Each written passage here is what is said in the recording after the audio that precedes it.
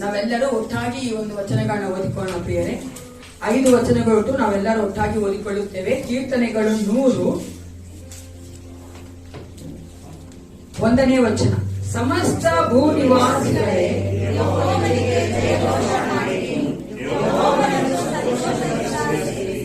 ಉತ್ಸಾಹದಲ್ಲಿ ಮಾಡುತ್ತಾ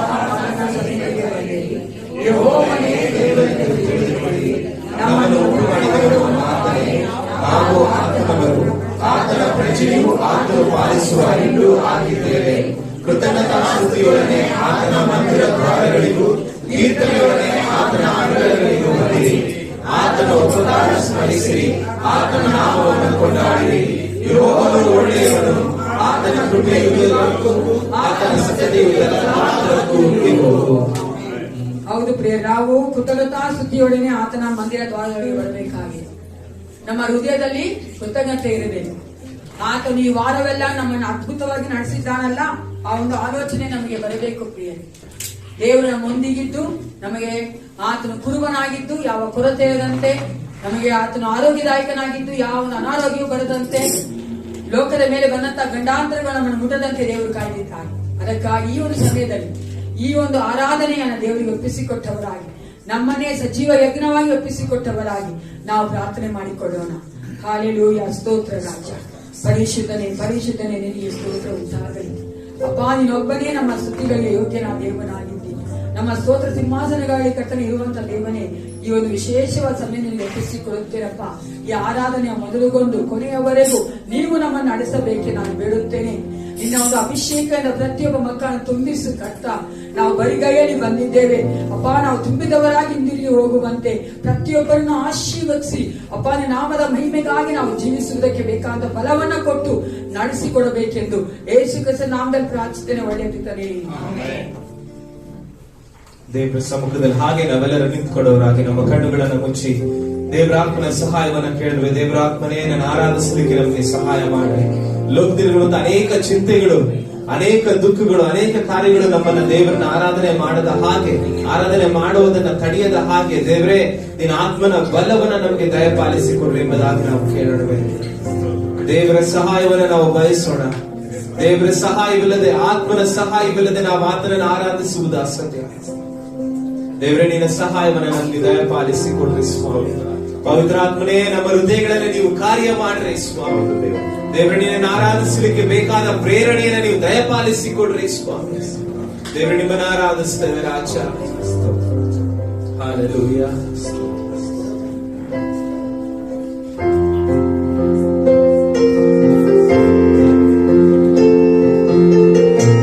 ಕರ್ತನ ಗುಡಾರವೇ, ನನ್ನೇವನ ಸನ್ನಿಧಿಯೇ, ಹುಡುಕಿ ಓಡಿ ಬಂದೆ ಸವಿಯಾದ ಸೌಭಾಗ್ಯವೇ.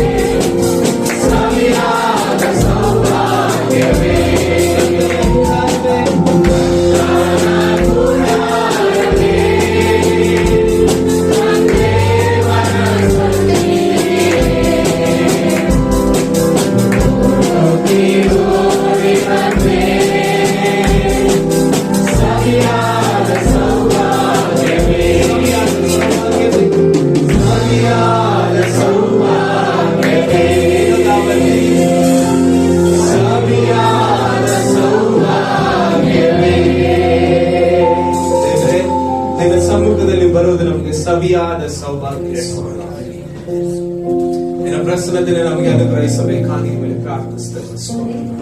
ನೀನು ಮಹೋನ್ನತನಾಗಿದ್ದೀರ, ಅದಕ್ಕಾಗಿ ನಿಮಗೆ ಸ್ತೋತ್ರ. ನಾವೆಲ್ಲರೂ ಕುಳಿತುಕೊಳ್ಳೋಣ. ನಾವೆಲ್ಲರೂ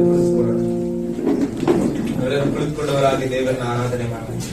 ನಾವು ಯಾವಾಗ ಸ್ತುತಿಗಳನ್ನ ಸಮರ್ಪಿಸ್ತೀವೋ ಅದು ದೇವರಿಗೆ ಯಾವ ರೀತಿಯಾಗಿರುತ್ತೆ? ಧೂಪ ಸುಗಂಧದ ಅಲ್ವಾ? ಎಷ್ಟು ಜನಕ್ಕೆ ಸುಗಂಧ ಅಂದ್ರೆ ಇಷ್ಟ, ಒಳ್ಳೆಯ ಸ್ಮೆಲ್ ಅಂದ್ರೆ ಇಷ್ಟ, ಫ್ರಾಗ್ನೆನ್ಸ್ ಅಲ್ವಾ? ನಾವು ಹೂ ಎತ್ಕೊಂಡಿದ ತಕ್ಷಣ ನೋಡ್ತೀವ ಎಷ್ಟು ಚೆನ್ನಾಗಿದೆ ಇದರ ವಾಸನೆ ಅಲ್ವಾ, ಇದರ ಒಂದು ಸುಗಂಧ ಎಷ್ಟು ಚೆನ್ನಾಗಿದೆ. ನಾವು ಸ್ತುತಿಗಳನ್ನ ಸಮರ್ಪಿಸಬೇಕಾದ್ರೆ ದೇವರಿಗೆ ಅಷ್ಟೇ ಖುಷಿ ಆಗುತ್ತೆ. ನಾವು ಸ್ತುತಿಗಳನ್ನ ಸಮರ್ಪಿಸಬೇಕಾದ್ರೆ ಮನಸ್ಫೂರ್ತಿಯಾಗಿ ನಾವು ದೇವರಿಗೆ ಹೇಳ್ತೀವಲ್ಲ, ದೇವರೇ ನೀನು ಒಳ್ಳೆಯವನು ಅಂತ ಮನಸ್ಫೂರ್ತಿಯಾಗಿ ಹೇಳಿದ್ರೆ ದೇವರಿಗೆ ಅಷ್ಟು ಸಂತೋಷ ಆಗುತ್ತೆ. ನೀವು ಪಕ್ಕದವ್ರಿಗೆ ಹೇಳ್ರಿ, ಅಪ್ಪ ಸಂತೋಷ ಪಡ್ತಾರೆ ಅವನ ಏನ್ರಿ ಹೇಳಿದ್ರ? ಇವಾಗ ಬಂದ್ ಸೆಟ್ಲ್ ಆಗ್ತಾ ಇದ್ದೀರಾ? ಅದಕ್ಕೆ ಬೇಗ ಬರ್ಬೇಕು ಚರ್ಚ್ಗೆ, ಲೇಟ್ ಮಾಡ್ಬಾರ್ದು. ಎಲ್ಲರಿಗಿಂತ ಮುಂಚೆ ಬಂದು ದೇವರನ್ನ ಸುತ್ತಿಸ್ತಾ ಇರ್ಬೇಕು. ವಾರದಲ್ಲಿ ಒಂದಿನ ಅಲ್ವಾ, ಬೇಗ ಬರ್ಬೇಕು. ಯಾವಾಗಪ್ಪ ನಾನು ಹೋಗ್ತೀನಿ ಚರ್ಚ್ಗೆ ಬಂದು ನಾವು ದೇವರನ್ನ ಸುತ್ತಿಸ್ತಾ ಇರ್ಬೇಕು. Hallelujah, hallelujah. ನಾವು ಹಾಡೋಣವೆ, ಅಪ್ಪ ಅಪ್ಪ ಏಸಪ್ಪ ನೀನೇ ನನ್ನ ಸರ್ವಸ್ವ. ಇದು ಹಾಡನ್ನು ಹಾಡುದು ನಾವು ದೇವರನ್ನ ಸ್ತುತಿಸೋಣ. ಎಲ್ಲ ಕರಗಳಂತ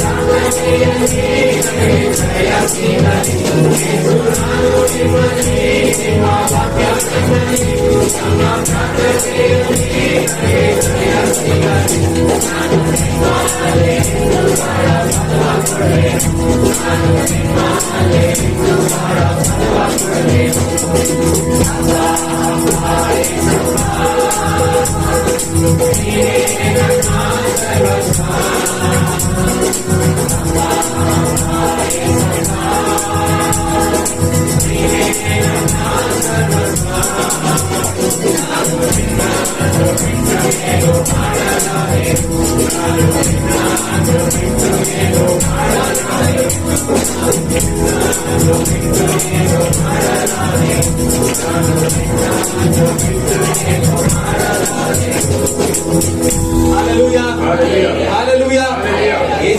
ಸ್ವಾಮಿನ ಬಿಟ್ಟು ನಾವೇನು ಮಾಡಕ್ಕಾಗಲ್ಲ. ಇಡೀ ಲೋಕದಲ್ಲಿ ನೀವ್ ಎಷ್ಟೇ ಸಂಪಾದನೆ ಮಾಡ್ರಿ, ನಿಮ್ ಹತ್ರ ಏನೇ ಇರ್ಲಿ, ನಿಮ್ಗೆ ಎಷ್ಟೇ ಬಲ ಇರ್ಲಿ, ಯೇಸ್ವಾಮಿ ಇಲ್ಲ ಅಂತ ಹೇಳಿದ್ರೆ ನಾವೆಲ್ಲರೂ ಝೀರೋನೇ ಅಲ್ವಾ? ಯೇಸ್ವಾಮಿ ನಮ್ಮ ಜೊತೆಲಿ ಇಲ್ಲ ಅಂತ ಹೇಳಿದ್ರೆ ನಾವೆಲ್ಲರೂ ಝೀರೋ. ಅದಕ್ಕೋಸ್ಕರವಾಗಿ ಹೇಳ್ಬೇಕು, ಏಸಪ್ಪ ನಿನ್ನ ಬಿಟ್ಟು ನಾನೇನು ಮಾಡಕ್ಕಾಗಲ್ಲ. Hallelujah, hallelujah. ನಾವೆಲ್ಲರೂ ನಮ್ಮ ಸತ್ಯವೇದಿಗಳನ್ನ ಕೀರ್ತನೆಗಳ 104ಕ್ಕೆ ತಿರುಗಿಸ್ಕೊಳ್ಳೋಣ. ಕೀರ್ತನೆ 104ನೇ ಕೀರ್ತನೆ, ಅದರ 1ರಿಂದ 4 ವಚನ ನಾವೆಲ್ಲರೂ ಸೇರಿ ಓದೋಣ. ಕೀರ್ತನೆಗಳು 104, 1ರಿಂದ 4. 104ನೇ ಕೀರ್ತನೆ 1ರಿಂದ 4ನೇ ವಚನ ನಾವೆಲ್ಲರೂ ಸೇರಿ ಓದೋಣ. ದೇವರು ಎಷ್ಟು ಮಹಿಮೆಯುಳ್ಳ ದೇವರಾಗಿದ್ದಾನೆ ಎಂಬುದಾಗಿ ಅದನ್ನು ಬರೆಯಲ್ಪಟ್ಟಿದೆ. ಎಲ್ಲರೂ ತೆಗೆದುಕೊಂಡ್ರ? ಓದೋಣ. ಕೀರ್ತನೆಗಳು 104, 1ನೇ ವಚನ. ನನ್ನ ಮನವೇ ಯೆಹೋವನನ್ನು ಕೊಂಡಾಡು, ಯೆಹೋವನೇ ನನ್ನ ದೇವರೇ, ನೀನು ಸರ್ವೋತ್ಕೃಷ್ಟನು. ಪ್ರಭಾವ ಮಹತ್ವಗಳಿಂದ ಭೂಷಿತನಾಗಿದ್ದಿ, ಬೆಳಕನ್ನು ವಸ್ತ್ರದಂತೆ ಹೊಂದಿಕೊಂಡಿದ್ದಿ, ಆಕಾಶವನ್ನು ಗುಡಾರದಂತೆ ಎತ್ತಿ ಹರಡಿದ್ದಿ, ಜಲರಾಶಿಗಳ ಮೇಲೆ ಉಪ್ಪರಿಗೆಯನ್ನು ಕಟ್ಟಿಕೊಂಡಿದ್ದಿ, ಮೋಡಗಳನ್ನು ವಾಹನವಾಗಿ ಮಾಡಿಕೊಂಡಿದ್ದಿ, ವಾಯುವಿನ ರೆಕ್ಕೆಗಳ ಮೇಲೆ ಸಂಚರಿಸುತ್ತಿ, ಗಾಳಿಯನ್ನು ನಿನ್ನ ದೂತರನ್ನಾಗಿಯೂ ಅಗ್ನಿ ಜ್ವಾಲೆಯನ್ನು ಸೇವಕರನ್ನಾಗಿಯೂ ಮಾಡಿಕೊಳ್ಳುತ್ತಿ. ಹಾಲೆಲೂಯ. ಎಷ್ಟು ಬಲ ಇದೆಯಲ್ಲ ನಮ್ಮ ದೇವರಿಗೆ. ಅಂತ ದೇವರನ್ನ ಸ್ತುತಿಸ್ಲಿಕ್ಕೆ ಬಂದಿದ್ದೀವಿ. ಯೇಸು ಸ್ವಾಮಿ ಈ ಲೋಕದಲ್ಲಿ 33 ವರ್ಷಗಳ ಕಾಲ ಆತನ ಜೀವನ ಮಾಡಿದ್ರು. ಅನೇಕ ಬಾರಿ ಎಲ್ಲವನ್ನ ನಾವು ಮರ್ತೋದು ಕೂಡ ಒಂದನ್ನ ಮರೆಯಲ್ಲ. ಯಾವ್ದು ಗೊತ್ತಾ? ಆತನು ಪುನರುತ್ಥಾನನಾಗಿ ಎದುರೋದನ್ನ. ಅದಕ್ಕಿಂತ ಮಹತ್ತಾದ ಕಾರ್ಯವನ್ನ ಈ ಲೋಕದಲ್ಲಿ ಯಾರು ಮಾಡ್ಲಿಕ್ಕಾಗಲ್ಲ. ಸತ್ತು ಆತನು ಪುನರುತ್ಥಾನವಾಗಿ ಎಂದರು. ಆ ದಿನವನ್ನೇ ನಾವು ಇವತ್ತು ಸೆಲೆಬ್ರೇಟ್ ಮಾಡ್ತಾ ಇದ್ವಿ. ಆ ದಿನವನ್ನೇ ಇವತ್ತು ಆಚರಣೆ ಮಾಡ್ತಾ ಇದ್ವಿ. ಆತನ ಪ್ರಭಾವನ ನಾವು ಅರ್ಥ ಮಾಡ್ಕೊಂಡ್ರೆ ನಾವು ಆತನನ್ನ ಸ್ತುತಿಸಲಿಕ್ಕೆ ಶಕ್ತವಾಗ್ತೀವಿ. Hallelujah, hallelujah. ಹಾಡೋಣವೆ, ಎದ್ದನಲ್ಲ ಯೇಸು ರಾಜನಿವ, ಕರ್ತನ ಅಧಿಕಾರ ನಿರೂಪಿಸಲು, ದೇವರಾಜ್ಯ ನಮ್ಮಲ್ಲಿ ಸ್ಥಾಪಿಸಲು, ಸೈತಾನ ಶಕ್ತಿಯ ತುಳಿದಾಡಲು. ಎಲ್ಲರೂ ಉತ್ಸಾಹದಿಂದ ಒಂದು ಹಾಡನ್ನು ಹಾಡುತ್ತಾ ಕರಳ ತಟ್ಟಿ ನಾವು ದೇವರ ನಾಮವನ್ನು ಘನಪಡಿಸೋಣ.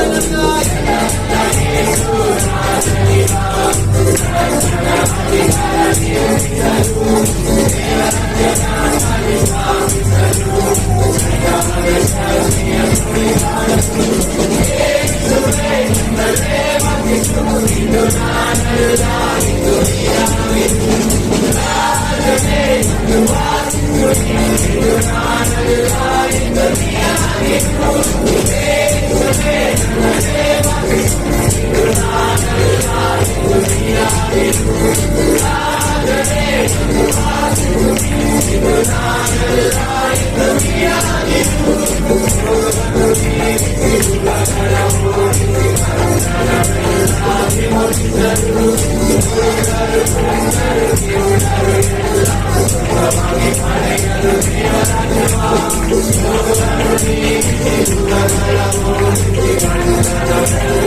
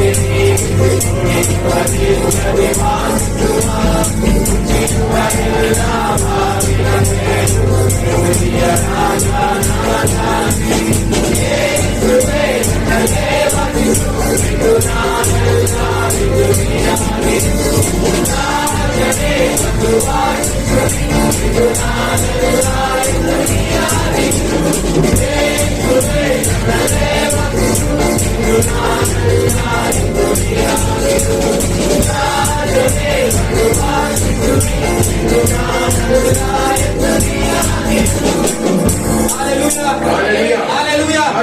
ಆತನು ಜೀವ ಸ್ವರೂಪನಾಗಿ ಎದ್ದಿದ್ದಾನೆ. ದೇವ್ರನ್ನ ಸ್ತುತಿಸ್ತಾ ಇದೀವಿ. ಹಾಲೆಲೂಯಾ. ನಾವೆಲ್ಲರೂ ಸೇರಿ ಇನ್ನೊಂದು ಹಾಡನ್ನು ಹಾಡುತ್ತ ದೇವ್ರ ನಾವನ್ನು ಘನಪಡಿಸೋಣ. ಆಕಾಶದಲ್ಲಿ ಭೂಮಿಯಲ್ಲಿ ಇರುವವನು ನೀನೇ ಒಂದು ಹಾಡನ್ನು ಹಾಡಿ ನಾವು ದೇವರನ್ನ ಸ್ತುತಿಸೋಣ. ಎಲ್ಲ ಕರೆಗಳನ್ನು ತಟ್ಟುತ್ತಾ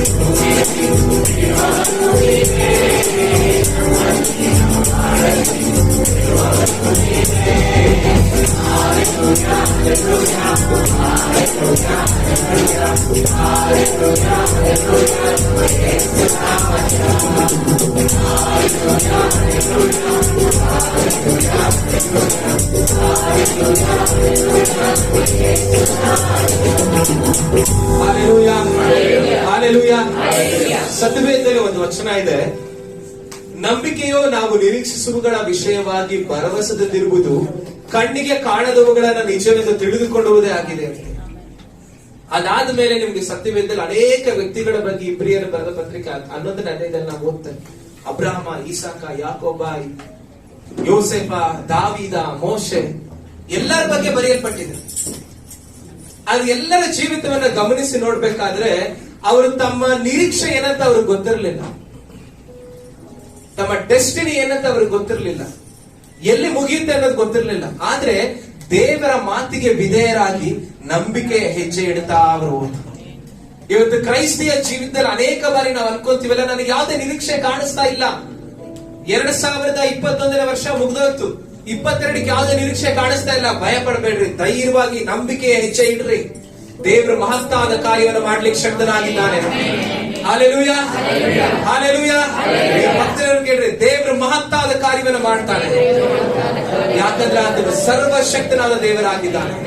ಆತನು ಸರ್ವಶಕ್ತನಾದ ದೇವರಾಗಿದ್ದಾನೆ. ನಾವೆಲ್ಲರ ಎದುರು ನಿಂತುಕೊಳ್ಳೋಣ ದೇವರ ಸಮ್ಮುಖದಲ್ಲಿ. ಏನ್ರಿ ದೇವರಪ್ಪ, ನೀನು ಸರ್ವಶಕ್ತನು ಸ್ವಾಮಿ. ಇಷ್ಟು ದಿನಗಳ ಕಾಲ, ಈ ಒಂದು 11 ತಿಂಗಳು ನಾವು ಮುಗಿಸಿ 12ನೇ ತಿಂಗಳು 2ನೇ ವಾರದಲ್ಲಿ ಇದೀವಲ್ಲ, ಇಷ್ಟು ದಿನಗಳ ಕಾಲ ನನ್ನ ನಡೆಸುತ್ತಿದ್ದ ದೇವರು ಇನ್ನು ಮುಂದೆ ನನ್ನ ನಡೆಸಲಿಕ್ಕೆ ಶಕ್ತನಾಗಿದ್ದಾನೆ. ಅನೇಕ ಸಮಸ್ಯೆಗಳಲ್ಲಿ ನಾವು ಸಿಕ್ಕಾಕೊಂಡಾಗ ನಮಗೆ ಗೊತ್ತಿಲ್ಲ ನಾವು ಹೇಗೆ ಹೊರಗಡೆ ಬಂದ್ವಿ. ಅನೇಕ ಸಮಯಗಳಲ್ಲಿ ಎಲ್ಲವನ್ನ ಕಳ್ಕೊಳ್ತೀವಿ ಅನ್ನುವಂತ ಸಮಯದಲ್ಲಿ ದೇವರು ನಮ್ಮನ್ನ ಬಂದು ಮೇಲೆತ್ತದು. ಪೇತ್ರ ನೀರಿನ ಮೇಲೆ ನಡೆದ, ಅಪನಂಬಿಕೆ ಉಂಟಾಯ್ತು. ಮುಳುಗುವಂತ ಪರಿಸ್ಥಿತಿಯಲ್ಲಿ ಯೇಸುಸ್ವಾಮಿ ಅವನ್ನ ಬಿಟ್ಟಿರ್ಲಿಲ್ಲ. ಮಗನೇ, ಅಪನಂಬಿಕೆ ತೋರಿಸ್ತಾನೆ, ಮುಳುಗುವಂತ ಬಿಟ್ಟಿರ್ಲಿಲ್ಲ. ದೇವರು ತನ್ನ ಕೈ ಕೊಟ್ಟ ಆತನ ಮೇಲೆತ್ತದು. ಅಂತ ದೇವರು ಈಗಲೂ ನಮ್ಮ ಜೊತೆಲಿದ್ದಾನೆ, ಈಗಲೂ ನಮ್ಮ ಜೊತೆಲಿದ್ದಾನೆ. ಕಳೆದ ವರ್ಷದಲ್ಲಿ ನಾವು ಕಳ್ಕೊಂಡಂತ ಎಲ್ಲವನ್ನ ಮರೀರಿ. ದೇವರು ಹೊಸ ವಿಷಯಗಳನ್ನ ಮಾಡ್ಲಿಕ್ಕೆ ಶಕ್ತನಾಗಿದ್ದಾನೆ. ದೇವರು ಹೊಸ ಕಾರ್ಯವನ್ನ ಮಾಡ್ಲಿಕ್ಕೆ ಶಕ್ತನಾಗಿದ್ದಾನೆ. ನಮ್ಮನ್ನ ನಾವು ದೇವರಿಗೆ ಒಪ್ಪಿಸಿಕೊಡುವಾಗ ದೇವರು ಮಹತ್ತಾದ ಕಾರ್ಯಗಳನ್ನ ಮಾಡ್ಲಿಕ್ಕೆ ಶಕ್ತನಾಗಿದ್ದಾನೆ.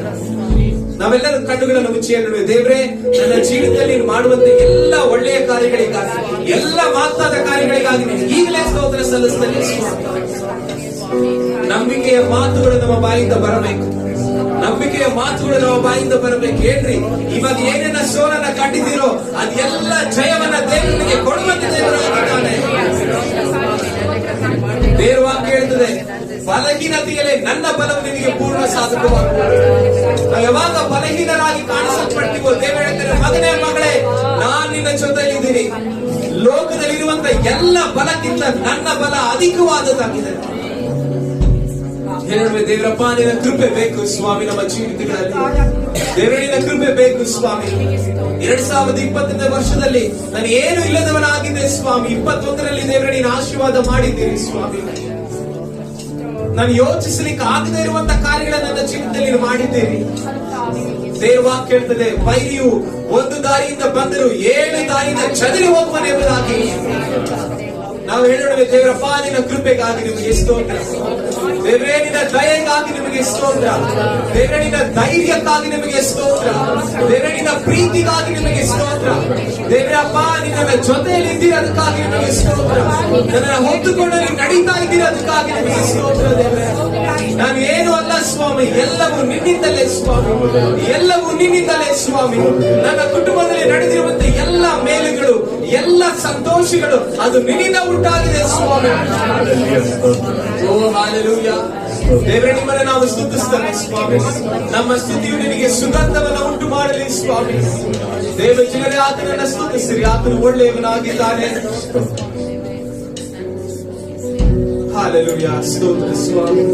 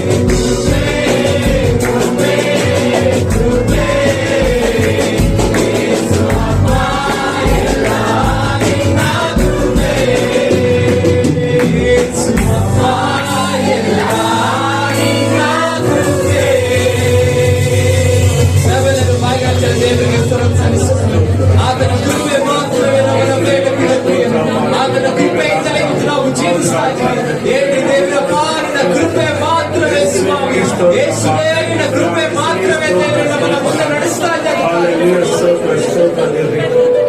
ಹಾಲೆಲೂಯಾ. ಅಪ್ಪ, ನಿಮ್ಮನ್ನ ಸ್ತುತಿಸ್ತೇವೆ ಸ್ವಾಮಿ, ನಿಮ್ಮನ್ನ ಕೊಂಡಾಡ್ತೇವೆ ರಾಜ.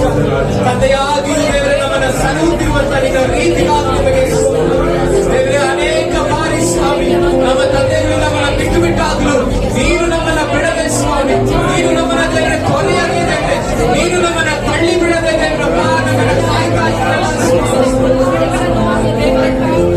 Thank you Lord. ದೇವರೇ ನಿಮ್ಮನ್ನ ಆರಾಧಿಸ್ತೇವೆ ಎಲ್ಲರೂ ಹೇಳಿ ದೇವರಪ್ಪ ನೀವು ಒಳ್ಳೆಯವರು ಸ್ವಾಮಿ. ನಾವೆಲ್ಲರೂ ಸ್ತುತಿಸೋಣ ದೇವರೇ ನೀನು ಒಳ್ಳೆಯವರು ಸ್ವಾಮಿ.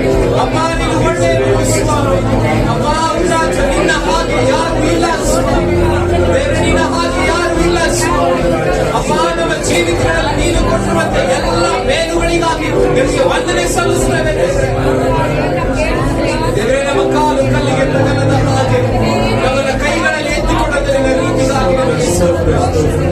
ನಮ್ಮನ್ನ ಅಂಗೈಗಳಲ್ಲಿ ಚಿತ್ರಿಸಿಕೊಂಡಿರುವಂತೆ ನಿನ್ನ ಪ್ರೀತಿಗಾಗಿ ನಿಮಗೆ ಸ್ತೋತ್ರ.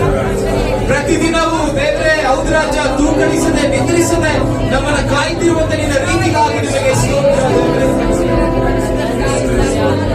ನಮಗಾಗಿ ಶಿಲುಬೆ ಮೇಲೆ ದೇವರೇ ಹೌದು ರಾಜ ನಿನ್ನ ಪ್ರಾಣವನ್ನ ಕೊಟ್ಟಿದ್ದೀರಲ್ಲ ಅದಕ್ಕಾಗಿ ನಿಮಗೆ ಸ್ತೋತ್ರ. ಮರಣದ ಬಲವನ್ನ ಮುರಿದಕ್ಕಾಗಿ ನಿಮಗೆ ಸ್ತೋತ್ರ. ರಕ್ಷಣೆಯನ್ನು ನಮಗೆ ಕೊಟ್ಟಿದ್ದಕ್ಕಾಗಿ ನಿಮಗೆ ಸ್ತೋತ್ರ ದೇವರೇ. ಪರಲೋಕದ ಮಾರ್ಗವನ್ನ ಏರ್ಪಡಿಸಿದಕ್ಕಾಗಿ ನಿಮಗೆ ಸ್ತೋತ್ರ ದೇವರೇ. ನಿನ್ನೊಟ್ಟಿಗೆ ಬರುವಂತ ನಿರೀಕ್ಷೆಯನ್ನು ನಮಗೆ ಕೊಟ್ಟಿದ್ದೀರಲ್ಲ ಅದಕ್ಕಾಗಿ ನಿಮಗೆ ಸ್ತೋತ್ರ. ಓ ಹಾಲೆಲೂಯಾ. ದೇವರೇ ನಿಮ್ಮನ್ನ ಕೊಂಡಾಡ್ತೇವೆ, ನಿಮ್ಮನ್ನ ಕೊಂಡಾಡ್ತೇವೆ ರಾಜ. ದೇವರೇ ನಿಮ್ಮನ್ನ ಕೊಂಡಾಡ್ತೇವೆ ಸ್ವಾಮಿ, ನಿಮ್ಮನ್ನ ಆರಾಧಿಸ್ತೇವೆ ರಾಜ. ಓ ಹಾಲೆಲೂಯಾ. ಸ್ತೋತ್ರ ದೇವರೇ, ಸ್ತೋತ್ರ.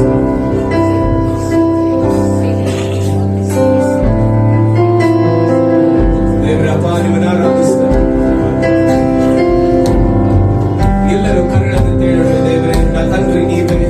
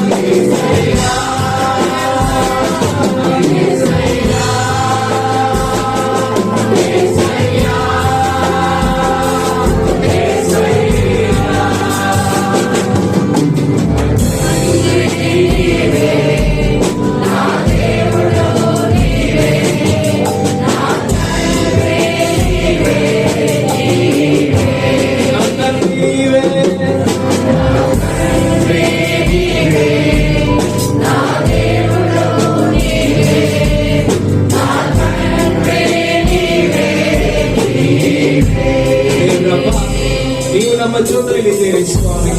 ತಂದೆಯಾಗಿ ನಮ್ಮನ್ನ ಸಲಹುವಂತ ದೇವರೇ ನೀನಾಗಿದ್ದೀರಿ, ಅದಕ್ಕಾಗಿ ನಿಮಗೆ ಸ್ತೋತ್ರ. ನಾವು ಹೇಳುವ ಏಸಯ್ಯ ನೀವೇ ನಮ್ಮ ತಂದೆ ಆಗಿದ್ದೀರಿ ಸ್ವಾಮಿ. ದೇವರ ವಾಕ್ಯ ಹೇಳ್ತದೆ, ಪರಲೋಕದ ತಂದೆ ಆತನು ಒಳ್ಳೆಯವನಾಗಿದ್ದಾನೆ.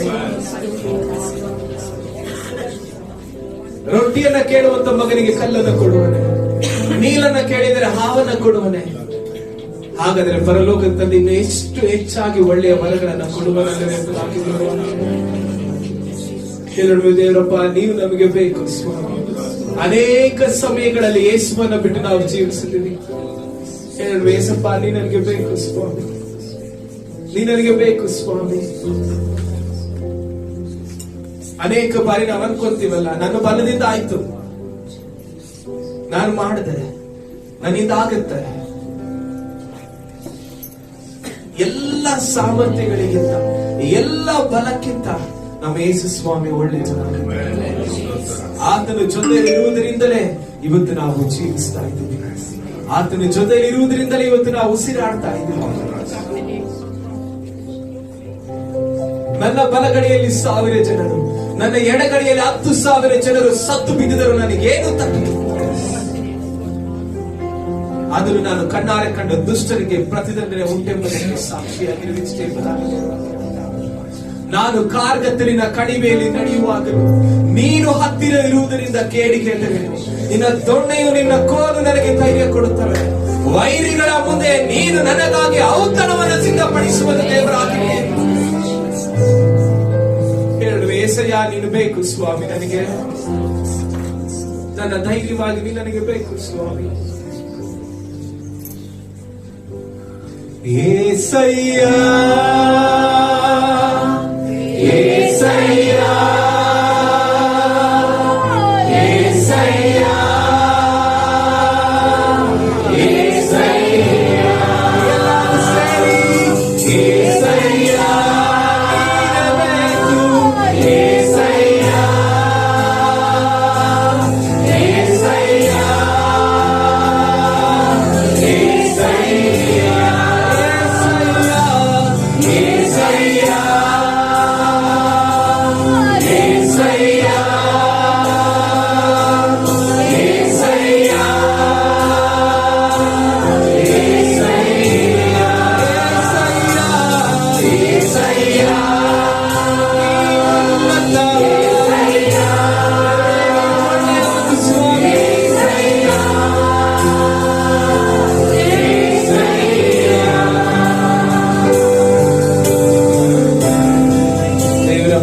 ನಿಮ್ಮನ್ನು ಆರಾಧಿಸ್ತೇವೆ ರಾಜ, ನಿಮ್ಮನ್ನು ಆರಾಧಿಸ್ತೇವೆ ಸ್ವಾಮಿ. ನಿನ್ನ ನಾಮವನ್ನು ಮೇಲೆತ್ತಿ ನಿಮ್ಮನ್ನು ಸ್ತುತಿಸ್ತೇವೆ ಸ್ವಾಮಿ.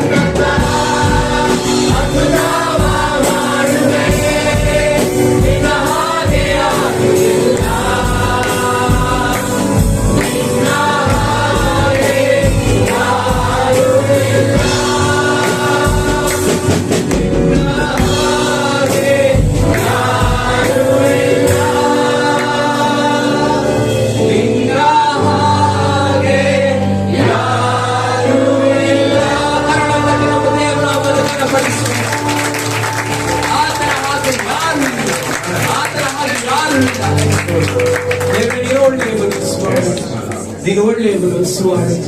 ಇನ್ನೊಬ್ಬನೇ ಸ್ತುತಿಗೆ ಯೋಗ್ಯನಾಗಿರುವುದಕ್ಕಾಗಿ ನಮಗೆ ಸ್ತೋತ್ರ. ದೇವರೇ, ನಮ್ಮ ಎಲ್ಲ ಆರಾಧನೆ ನಿಮಗೆ ಸಮರ್ಪಿಸ್ತೇವೆ. ನಿನಗೆ ಸುಗಂಧವನ್ನುಂಟು ಮಾಡುವಂತ ಯಜ್ಞವಾಗಿ ನಮ್ಮ ಆರಾಧನೆ ನಾವು ಅರ್ಪಿಸ್ತೇವೆ ಸ್ವಾಮಿ. ನೀನು ಮಹಿಮೆ ಹೊಂದಿಕೊಳ್ಳಿ ದೇವರೇ. ನಿಮಗೆ ಸ್ತೋತ್ರ ನಿಮಗೆ ಸ್ತೋತ್ರ ಸ್ವಾಮಿ. ದೇವರ ನೀನು ಆರಾಧನೆಗೆ ಯೋಗ್ಯನಾಗಿದ್ರೆ ಅದಕ್ಕಾಗಿ ದೇವರಪ್ಪ ಆರಾಧನೆ ನಮ್ಮ ಜೊತೆಲಿ ಇದ್ದಕ್ಕಾಗಿ ನಮಗೆ ಸ್ತೋತ್ರ.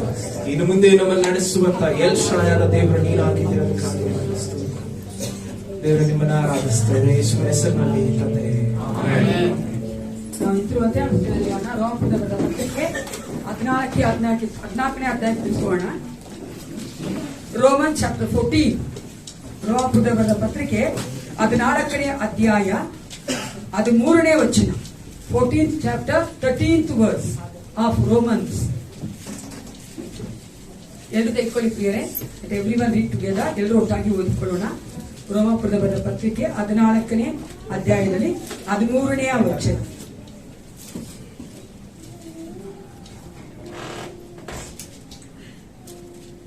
ಆದ ಕಾರಣ ಇನ್ನು ಮೇಲೆ ಒಬ್ಬರ ವಿಷಯದ ಒಬ್ಬರು ಮಾಡದೇ ಹೋಗೋಣ. ಅದಕ್ಕೆ ಬದಲಾಗಿ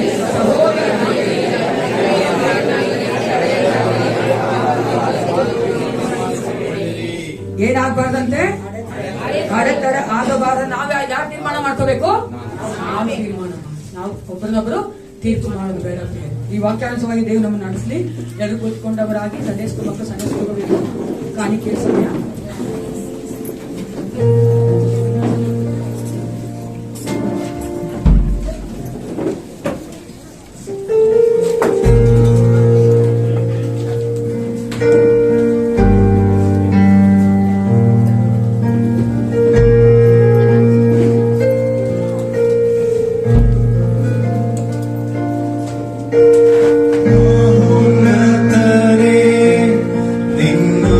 ನಿನ್ನಾಶ್ರಯದಿ ನಾವು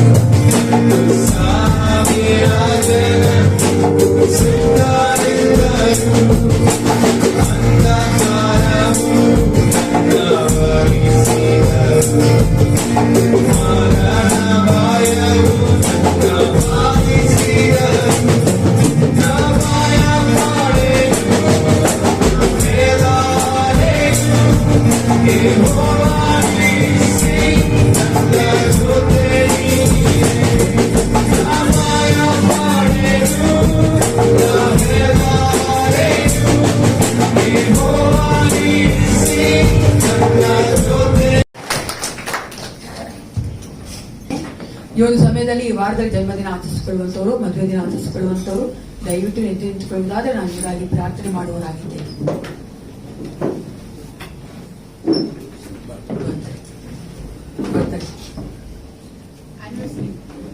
ಒಳಗಡೆ ಬನ್ನಿ.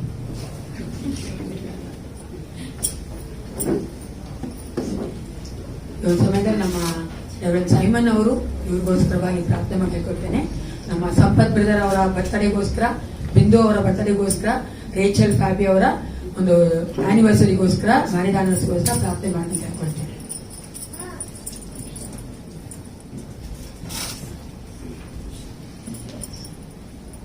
Thank you, Jesus, for the gift of life. We also thank you, Lord, for sending your Son, Jesus Christ, to save us from all our sins. While we were still sinners, Christ died for us. By doing that, Lord, you proved your greatest love on each one of us. We are sitting here, Father, in the name of your Son, Jesus Christ, because we enjoy and we continue to enjoy the salvation you offer to each one of us. We pray for our dear children who are celebrating the birthday. Lord, add more blessings to their lives. And Lord, they may be a blessings to themselves and also to others through them. Lord, as you have taken care of them, Master, in all through these years, Lord, we pray, Master, that you continue to walk with them and they will enjoy your presence each day of their life. Add many more years in their lives, Lord, so that, Master, they will continue to celebrate your faithfulness in your life. We also pray for Fabian and his wife, Lord Rachel, and Lord, thank you for wonderful family you established through them. Lord, we pray, Master, they will be an example to others, and Lord, they will establish a good Christian home, so that, Master, they will continue to enjoy the presence of God in their life. Help them, Lord, to add Jesus Christ as, Lord, a center of their married life, so that, Master, you will continue to guide and lead them, Lord, into your, Lord, your wonderful life you are grateful in store for them. We also pray, Master, as we receive your word today, Lord, speak to us. Open our heart and mind so that, Lord, we will listen to your word. In Jesus' name we pray. ಅದೇ ತರ ಕಾಣಿಗೋದ ಪ್ರಾರ್ಥನೆ ಮಾಡ್ಕೊಳ್ಳೋಣ. ಸೇನಾಧೀಶವಾದ ಪರಲೋಕ ತಂದೆ, ಅಪ್ಪ ಪಿತನೇ, ನಾವು ನಿನ್ನ ರಾಜ್ಯಕ್ಕಾಗಿ ಕೊಟ್ಟಿರುವಂತ ನಿನ್ನ ಆಶೀರ್ವಾದ ನಾವು ಕೊಟ್ಟಿರುವಂತ ಈ ಒಂದು ಕಾಣಿಕೆಗಳನ್ನ ದಶಮಭಾಗನ ಆಶೀರ್ವದಿಸಪ್ಪ ರಾಜ. ನಮ್ಮ ಒಂದು ಸಾಮರ್ಥ್ಯವಲ್ಲ, ನಮ್ಮ ಜ್ಞಾನವಲ್ಲ, ನಮ್ಮ ಐಶ್ವರ್ಯ ಅಲ್ಲ ಯೇಸಪ್ಪ, ನೀನು ಕೊಟ್ಟುವಂತ ಆಶೀರ್ವಾದ ಕೃಪೆಯಿಂದ ನಾವು ಕೊಟ್ಟಿದ್ದೇವೆ. ಇದನ್ನು ನೀನು ಕರ್ತನೆ ಮಲ್ಟಿಪ್ಲೈ ಮಾಡಬೇಕೆ ನಾನು ಬೇಡುತ್ತೇನಪ್ಪ. ಇದರ ಮೂಲಕವಾಗಿ ನಾವು ಮಹಿಮೆ ಆಗುವಂತೆ ಅನೇಕ ಕಾರ್ಯಗಳು ನಡೆಯುವಂತೆ ಕರ್ತನೆ ಅಪ್ಪ ನೀನು ಆಶೀರ್ವದಿಸು ಕರ್ತನೆ.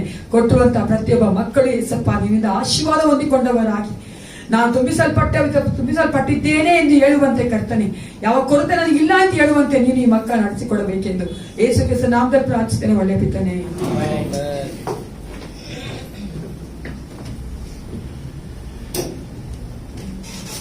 ಎಲ್ರಿಗೂ ಚೆನ್ನಾಗಿರಾ? ಬೇರೆ ಚೆನ್ನಾಗಿದೆ, ಬೇರೆ ಅಲ್ವಾ? ಬಿಸಿಲು ಬಂದಿದೆ. ನಮ್ಮ ದೇವರು ಒಳ್ಳೆಯವನಾಗಿದ್ದಾನೆ. ಈ ಒಂದು 2021ನೇ ವರ್ಷದ ಕೊನೆಯ ತಿಂಗಳ 2ನೇ ವಾರದಲ್ಲಿ ನಾವು ಬಂದಿದ್ದೇವೆ. ಯಾರೆಲ್ಲ ಈ ವರ್ಷ ಕಳೆದ್ರೆ ಸಾಕಪ್ಪ ಅಂತಿದ್ರಿ, ಯಾಕೆ ನಾವು ಕೈ ತೋರ್ಸಲ್ಲ ಅಂದ್ರೆ ದೇವರು ನಮ್ಮೊಂದಿಗೆ ಪ್ರತಿದಿನ ಇದ್ರು ಅಲ್ಲ.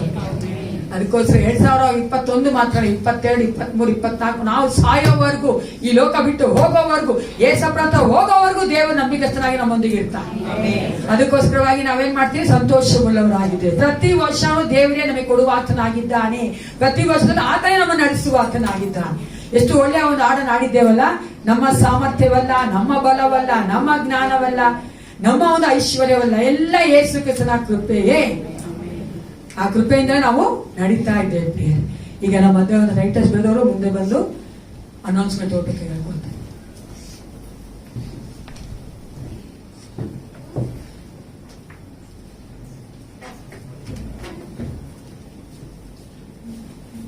ಈ ವಾರದ ಪ್ರಕಟಣೆಗಳು ಈಗಾಗಲೇ ಸಭಾಪಾಲಕರು ಅನೇಕ ಕುಟುಂಬಗಳನ್ನು ಅವರು ಸಂಧಿಸಿದ್ದಾರೆ. ಸೊ ಉಳಿದಂತ ಕುಟುಂಬಗಳನ್ನ ಅವರು ಈ ಬರುವಂತ ವಾರದಲ್ಲಿ ಅವರು ಸಂಧಿಸುವಂತವರಾಗಿರುತ್ತಾರೆ. ಮತ್ತು ಶುಕ್ರವಾರ ಪ್ರಾರ್ಥನೆ ಇರುವುದಿಲ್ಲ. ವರ್ಷದ ಅಂತ್ಯದವರೆಗೂ ಶುಕ್ರವಾರ ಪ್ರಾರ್ಥನೆ ಇರುವುದಿಲ್ಲ. ಬರುವ ವರ್ಷದಲ್ಲಿ ಹೊಸ ಕಾರ್ಯಕ್ರಮಗಳನ್ನು ಅವರು ರೂಪಿಸಲಿಕ್ಕಿದ್ದಾರೆ. ಶನಿವಾರ ಸಂಜೆ ಹಾಡಿನ ಅಭ್ಯಾಸ ಇರುತ್ತದೆ. ಹಾಡಿನ ತಂಡದವರು ಬಂದು ಹಾಡಿನ ಅಭ್ಯಾಸ ಮಾಡಬೇಕಾಗಿ ಕೇಳ್ಕೊಂತಾನೆ. ಭಾನುವಾರ ಬೆಳಗಿನ ಜಾವ 8 ಗಂಟೆಗೆ ಆರಾಧನೆ ಇರುತ್ತದೆ. ಮುಂದಿನ ಭಾನುವಾರ ಸಾಯಂಕಾಲ 5:00 ಕ್ರಿಸ್ಮಸ್ ಪ್ರೋಗ್ರಾಮ್ ಇರುತ್ತದೆ. ಗಮನಿಸಿ, ಮುಂದಿನ ಭಾನುವಾರ ಸಾಯಂಕಾಲ 5:00 ಎಲ್ಲರೂ ಕೂಡಿ ಬರ್ಬೇಕಾಗಿ ಕೇಳ್ಕೊಂತಾನೆ ಕ್ರಿಸ್ಮಸ್ ಪ್ರೋಗ್ರಾಮ್ಗೆ. ಮತ್ತೆ ಈಗಾಗಲೇ ಸಮರಿಟನ್ ಬಾಕ್ಸಸ್ ನ ಅನೇಕರು ಕೊಟ್ಟಿದ್ದೀರಾ. ಇನ್ಯಾರಾದ್ರೂ ಕೊಡಲು ಬಾಕಿ ಇದ್ರೆ ಅದನ್ನ ಇವತ್ತು ತಂದು ಕೊಡಬೇಕಾಗಿ ಪ್ರೀತಿಯಿಂದ ಕೇಳ್ಕೊಂತಾನೆ. ಅದನ್ನ ತಂದು ರೂಮ್ ನಂಬರ್ 5 ಅಲ್ಲಿ ಇಡಬೇಕಂತ ಹೇಳಿ ಕೇಳ್ಕೊಂತಾನೆ. ಮತ್ತು ಈಗಾಗಲೇ ಅಶೋಕ್ ಡೆಕೋರೇಷನ್ ಒಂದು ಇನ್ಚಾರ್ಜ್ ತಗೊಂಡು ಇಲ್ಲಿ ಇಷ್ಟು ಮಾಡಿದಾನೆ. ಸೊ ಇನ್ನು ಸ್ವಲ್ಪ ಡೆಕೋರೇಷನ್ ಬಾಕಿ ಇದೆ. ಸೊ ಎಲ್ಲ ಯವನಸ್ಥರು ಇವತ್ತು ಸಭೆ ಆದ ನಂತರ ಇದ್ದು ಈ ಒಂದು ಡೆಕೋರೇಷನ್ ಮುಗಿಸಿ ಹೋಗ್ಬೇಕಾಗಿ ಕೇಳ್ಕೊಂತಾರೆ. ಇವತ್ತೇ ನಾವು ಮುಗಿಸಬೇಕಾಗಿದೆ, ಯಾಕಂದ್ರೆ ಬರುವ ವಾರ ಇದು ಕ್ರಿಸ್ಮಸ್ ಪ್ರೋಗ್ರಾಮ್ ಇರುವ ಕಾರಣದಿಂದ ಇವತ್ತೇ ನಾವು ಈ ಒಂದು ಡೆಕೋರೇಷನ್ ಮುಗಿಸಬೇಕಾಗಿದೆ. ಸೊ ಎಲ್ಲ ಯವನಸ್ಥರು ಇರಬೇಕಾಗಿ ಕೇಳ್ಕೊಂತೀನಿ.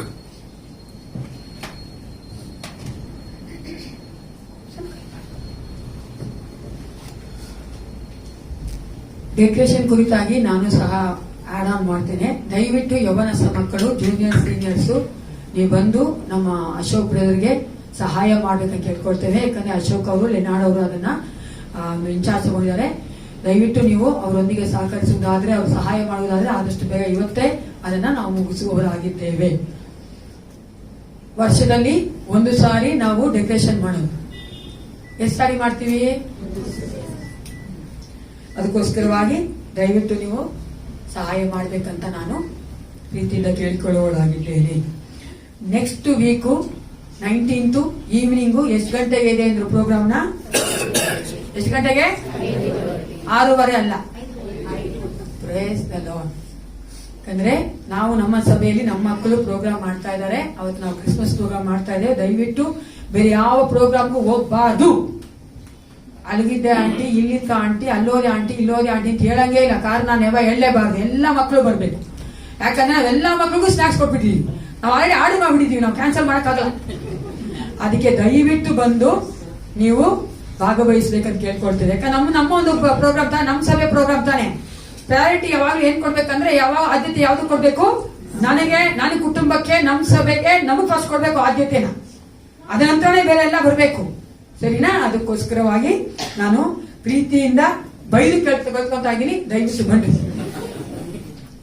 5:00 19ನೇ ತಾರೀಕು ಈ ಒಂದು ಸಮಯದಲ್ಲಿ ನಾವು ವಿಶೇಷವಾಗಿ ನಮ್ಮೆಲ್ಲರೂ ಗೊತ್ತಿರುವಂತ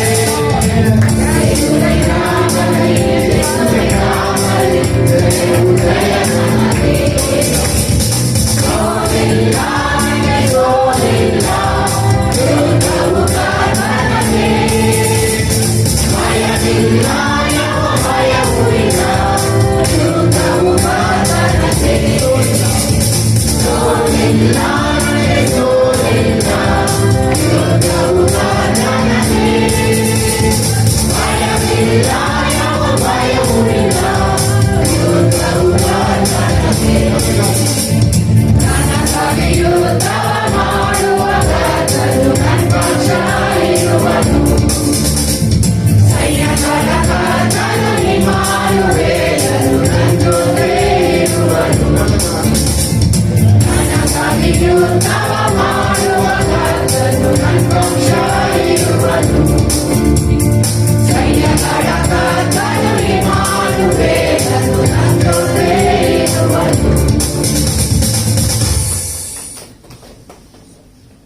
ದೇವರು ನಮಗೆ ದಯ ಕೊಡ್ತಾನೆ ಪ್ರಿಯ. ನಾವು ನಂಬಿಕೆಯಿಂದ ಮಾಡಿದ ಪ್ರಾರ್ಥನೆ ಕೇಳಿ ಅದಕ್ಕೆ ಉತ್ತರಿಸುವ ಆತನಾಗಿದ್ದಾನೆ. ಎಷ್ಟು ಚೆನ್ನಾಗಿ ದೇವರು ಪ್ರಾರ್ಥನೆ ಮಾಡಿಸಿದ್ರೆ ದೇವರ ರಾಜ್ಯ ನಿತ್ಯ ನಿರಂತರ ಇರುವಂತ ಯಾರು ತಡೆ ಮಾಡಲ್ಲ. ದೇವರು ತಾನೇ ಅದನ್ನ ನಮ್ಮ ಒಂದು ಒಳ್ಳೆಯದಕ್ಕಾಗಿ ನಮ್ಮ ಒಂದು ಒಳಿತಿಗಾಗಿ ದೇವರು ಮಾಡದ ಹೊರತು ಯಾರು ಏನು ಮಾಡಕ್ಕಾಗಲ್ಲ ಅಲ್ವಾ. ದೇವರು ತಾನೇ ಈ ಒಂದು ಕಾರ್ಯಗಳ ನಮಗೆ ಜಯ ಕೊಡುತ್ತಾನೆ. ಅದಕ್ಕಾಗಿ ನಾವು ದೇವರಿಗೆ ಸ್ತೋತ್ರ ಮಾಡುವವರಾಗಿದ್ದೇವೆ. ಒಂದು ಕ್ಷಣ ಕಣ್ಣುಗಳ ಮುಚ್ಚಿಕೊಂಡವರಾಗಿ ವಾಕ್ಯಕ್ಕೋಸ್ಕರ ನಮ್ಮನ್ನು ಒಪ್ಪಿಸಿಕೊಳ್ಳ. ನಾನು ವಾಕ್ಯ ಕೇಳಬೇಕಾಗಿದೆ, ನಾನು ವಾಕ್ಯಕ್ಕೆ ಒಪ್ಪಿಸಿಕೊಡ್ಬೇಕಾಗಿದೆ, ನಾನು ವಾಕ್ಯದ ಅನುಸಾರವಾಗಿ ನಡೆಯಬೇಕಾಗಿದೆ. ಎಲ್ಲವನ್ನ ಮರೆತು ಬಿಟ್ಟು ಆಲೋಚನೆಯ ದೇವರಿಗೆ ಒಪ್ಪಿಸಿಕೊಟ್ಟವರಾಗಿ, ಏಸಪ್ಪ ನನ್ನೊಂದಿಗೆ ಮಾತನಾಡು, ಈ ದಿನ ನೀವು ನನಗೆ ಕೊಡಬೇಕಾಗಿರುವಂತಹ ಮಣ್ಣವನ್ನು ನನಗೆ ಕೊಡು ಏಸಪ್ಪ. ಹಲ್ಲೆಲೂಯ. ಹೌದು ಪ್ರಿಯರೇ, ದೇವರ ವಾಕ್ಯ ಅದು ಸಜೀವವಾದದ್ದು, ಅದು ನಮ್ಮಲ್ಲಿ ಕಾರ್ಯವನ್ನು ಮಾಡುವಂಥದ್ದಾಗಿದೆ. ನಮಗೆ ಆಶೀರ್ವಾದದಾಯಕವಾದಂತ ಒಂದು ವಾಕ್ಯಗಳು, ನಮ್ಮ ನಡೆಸುವಂತ ಒಂದು ವಾಕ್ಯಗಳು, ನಮ್ಮನ್ನು ಈ ಲೋಕದಲ್ಲಿ ಎಲ್ಲ ಒಂದು ಶೋಧನೆಗಳನ್ನು ಬಿಡುಗಡೆ ಮಾಡುವಂತ ವಾಕ್ಯಗಳು ನಮ್ಮೊಂದಿಗೆ ಮಾತನಾಡುವಂತೆ. ಏಸಪ್ಪ ನೀವು ನಮ್ಮೊಂದಿಗೆ ಮಾತನಾಡುಕಂತ ಅಪ್ಪ ನಾವು ನಂಬುತ್ತೇವೆ. ನಿನ್ನ ವಾಕ್ಯಗಳು ಇಷ್ಟು ವರ್ಷಗಳ ಕಾಲ ನಮ್ಮನ್ನು ನಡೆಸಿಕೊಂಡು ಬಂದಿದೆ ಅಪ್ಪ. ಇಷ್ಟು ದಿನಗಳ ಕಾಲ ನಮ್ಮೊಂದಿಗೆ ಅಪ್ಪ ಅದು ಮಾತನಾಡುವಂತ ಮಾತುಗಳಾಗಿ, ಎಲ್ಲಾ ಮಾತುಗಳಿಗಿಂತಲೂ ವಿಶೇಷವಾದ ಮಾತುಗಳು, ಶ್ರೇಷ್ಠವಾದ ಮಾತುಗಳು, ಉತ್ತಮವಾದ ಮಾತುಗಳನ್ನು ನಮ್ಮೊಂದಿಗೆ ಮಾತನಾಡಿದ್ದೀರಾ ರಾಜ. ಈ ದಿನವೂ ಸಹ ಮಾತನಾಡು, ನಮ್ಮನ್ನು ಬಲಪಡಿಸು. ಯೇಸು ಕ್ರಿಸ್ತ ನಾಮದಲ್ಲಿ ಪ್ರಾರ್ಥಿಸ್ತೇನೆ, ಒಳ್ಳೆಯ ಬಿತ್ತನೆ. ಒಂದು ಸಾರಿ ಮನೆ ಯಜಮಾನರು ಒಂದು ಮನೆಯಲ್ಲಿ ಅವ್ರ ಗಂಡ ಎಲ್ರಿಗೂ ಹೇಳಿದ್ರು, ಮಗನ್ಗೆ, ಹೆಂಡತಿಗೆ, ಕೆಲಸದವ್ರಿಗೆಲ್ಲ ಹೇಳಿದ್ರು, ನಮ್ಮ ಒಂದು ಮನೆ ಲ್ಯಾಂಡ್ ಲೈನ್ ಬಿಲ್ಲು ತುಂಬಾ ಜಾಸ್ತಿ ಬರ್ತಾ ಇದೆ, ನೀವು ಅದನ್ನ ಯೂಸ್ ಮಾಡಿ ಕಮ್ಮಿ ಮಾಡಬೇಕು. ಅವಾಗ ಅವ್ರ ಹೆಂಡತಿ ಹೇಳಿದ್ರು, ಇಲ್ಲಪ್ಪ ನಾನು ನಂದು ವರ್ಕ್ ಕೆಲಸ ಮಾಡ್ತೀನಲ್ಲ ಆ ಫೋನ್ ಯೂಸ್ ಮಾಡ್ತೀನಿ ಅಂತ. ಆಮೇಲೆ ಅವ್ರ ಗಂಡ ಕೂಡ ಹೇಳಿದ್ರು, ಹೌದು ನಾನು ಅದೇ ತಾನೇ ಮಾಡ್ತೀನಿ, ನಾನು ಎಲ್ಲ ಏನು ಆಫೀಸಲ್ಲಿ ಕೊಟ್ಟಿದ್ದಾರೋ ಆ ಒಂದು ಮೊಬೈಲ್ನೇ ಯೂಸ್ ಮಾಡ್ತೀನಿ, ಆ ಒಂದು ಫೋನ್ನೇ ಯೂಸ್ ಮಾಡ್ತೀನಲ್ಲ ಅಂತ. ಅವ್ರ ಮಗ ಹೇಳ್ದ, ನಾನು ಕೂಡ ಕಂಪ್ನಿದೇ ಮಾಡೋದಪ್ಪ, ನಾನೇನೋ ಜಾಸ್ತಿ ಮಾಡ್ತಾ ಇಲ್ಲ ನಮ್ಮ ಮನೇದು ಒಂದು. ಆವಾಗ ಕೆಲಸದವ್ರು ಹೇಳಿದ್ರು, ಏನ್ ಮತ್ತೆ ಸಮಸ್ಯೆ, ಎಲ್ರು ಕೆಲಸದಿಂದ ನಾವು ಫೋನ್ ಮಾಡ್ತಾ ಇದೀವಿ, ಕೆಲಸ ಫೋನ್ ಯೂಸ್ ಮಾಡ್ತಾ ಇದೀವಿ, ಏನ್ ಸಮಸ್ಯೆ ಮತ್ತೆ ಅರ್ಥ ಆಯ್ತು ಅಲ್ಲ. ನಾವು ಮಾಡಿರುವಾಗ ತಪ್ಪು ತಪ್ಪಲ್ಲ, ಬೇರೆಯವ್ರು ಮಾಡೋ ತಪ್ಪು. ನಮ್ಮ ಸತ್ಯವೇದಯಾನ 1ನೇ ಅರಸನು ಬರೆದ ಗ್ರಂಥ 1 Kings 8:23. 1 ಅರಸರುಗಳು 8ನೇ ಅಧ್ಯಾಯದಲ್ಲಿ 23ನೇ ವಚನ ಓದಿಕೊಳ್ಳೋಣ. ಯಾರಾದ್ರೂ ಒಬ್ರು 23ನೇ ವಚನ ಓದಿ 8ನೇ ಅಧ್ಯಾಯದಲ್ಲಿ. ಇಸ್ರಾಯೇಲ್ ದೇವರಾದ ಯೆಹೋವನೇ, ಭೂಲೋಕದಲ್ಲಿಯೂ ಪರಲೋಕದಲ್ಲಿಯೂ ನಿನಗೆ ಸಮಾನವಾದ ದೇವರಿಲ್ಲ. ಪೂರ್ಣ ಮನಸ್ಸಿನಿಂದ ನಿನ್ನನ್ನು ನಡೆದುಕೊಳ್ಳುವಂತ ಸೇವಕರ ವಿಷಯದಲ್ಲಿ ನೀನು ನಿನ್ನ ಒಡಂಬಡಿಕೆಯನ್ನು ಕೃಪೆಯನ್ನು ನೆರವೇರಿಸುವವನು. ನಿನ್ನ ಸೇವಕನು ನನ್ನ ತಂದೆಯು ಕೃಪೆಯನ್ನು ನೆರವೇರಿಸುವವನು. ಸಾಕು. ಇಲ್ಲಿ ನಾವು ನೋಡ್ತೇವೆ ಒಡಂಬಡಿಕೆಯನ್ನು. Today we are going to see about a covenant. ಒಡಂಬಡಿಕೆಯನ್ನ ನೋಡ್ತಾ ಇದ್ದೇವೆ ಪ್ರಿಯ. ಒಡಂಬಡಿಕೆ ಅಂತ ಹೇಳ್ಬೇಕಾದ್ರೆ a covenant is a pledge. ಅಂದ್ರೆ ಒಡಂಬಡಿಕೆ ಅನ್ನುವಂಥದ್ದು ಮಾತಿನಂತೆ ನಡೆದುಕೊಳ್ಳುವಂತಹ ಒಂದು ಕಾರ್ಯ. ಇಬ್ಬರು ವ್ಯಕ್ತಿಗಳ ಮಧ್ಯದಲ್ಲಿ ಒಂದು ಮ್ಯೂಚುವಲ್ ಅಂಡರ್ಸ್ಟ್ಯಾಂಡಿಂಗ್ ಅಲ್ಲಿ ಮಾಡಿಕೊಳ್ಳುವಂತಹ ಒಂದು ಅಗ್ರಿಮೆಂಟ್ ಅಥವಾ ಒಂದು ಒಪ್ಪಂದ. ಇಬ್ಬರು ವ್ಯಕ್ತಿಗಳ ಮಧ್ಯದಲ್ಲಿ ಒಂದು ಮ್ಯೂಚುವಲ್ ಆಗಿ ಅಂಡರ್ಸ್ಟ್ಯಾಂಡ್ ಮಾಡಿಕೊಂಡು ಒಂದು ಒಪ್ಪಂದ ಮಾಡಿಕೊಳ್ಳುವಂಥದ್ದು. ಕೆಲವೊಂದು ಟ್ರಾನ್ಸ್ಲೇಷನ್ ನೋಡುವುದಾದ್ರೆ ಸತ್ಯವೇದದಲ್ಲಿ ಆ ಒಡಂಬಡಿಕೆಯನ್ನ ಅಥವಾ ಕವನನ್ನ ಟೆಸ್ಟಿಮೆಂಟ್ ಅಂತ ಕರೀತಾರೆ. ಈಗ ನಮ್ಮ ಸತ್ಯವೇದ, ನಮ್ಮ ಕೈಲಿ ಒಂದು ಸತ್ಯವೇದ ಏನ್ ಹೇಳ್ತೀವಿ ನಾವು, 2 ಭಾಗ ಉಂಟು. ಯಾವ ಭಾಗ ಅದು? ಇಂಗ್ಲಿಷ್ ಅಲ್ಲಿ ನೋಡುವುದಾದ್ರೆ ಕವನೆಂಟ್ ಅಂತ ಹೇಳ್ಬೇಕಾದ್ರೆ ಅದನ್ನ ಕೆಲವೊಂದು ಟ್ರಾನ್ಸ್ಲೇಷನ್ ಅಲ್ಲಿ ಅದನ್ನ ಟೆಸ್ಟಿಮೆಂಟ್ ಅಂತ ಕರೀತಾರೆ. ನೀವು ಲಿಟ್ರಲ್ ಆಗಿ ಒಂದು ವಾಸ್ತವವಾಗಿ ಆ ಒಂದು ಒಡಂಬಡಿಕೆ ಅಥವಾ ಕವನೆಂಟ್ ಅರ್ಥ ಏನ್ ನೋಡುವುದಾದ್ರೆ ಆಶ್ರಯ ಕೊಡುವುದಕ್ಕೆ ಮತ್ತು ಕಾಪಾಡುವುದಕ್ಕೆ ಮತ್ತು ಆರ್ಥಿಕವಾದ ಸಹಾಯ ಮಾಡುವುದಕ್ಕೆ ಒಳಗೊಂಡಿರುವಂತ ಒಂದು ಕಾರ್ಯವನ್ನೇ ನಾವು ಕವನೆಂಟ್ ಅಂತ ಕರಿತೀವಿ, ಅಥವಾ ಒಂದು ಒಡಂಬಡಿಕೆ ಅಂತ ನಾವು ಕರಿತೀವಿ.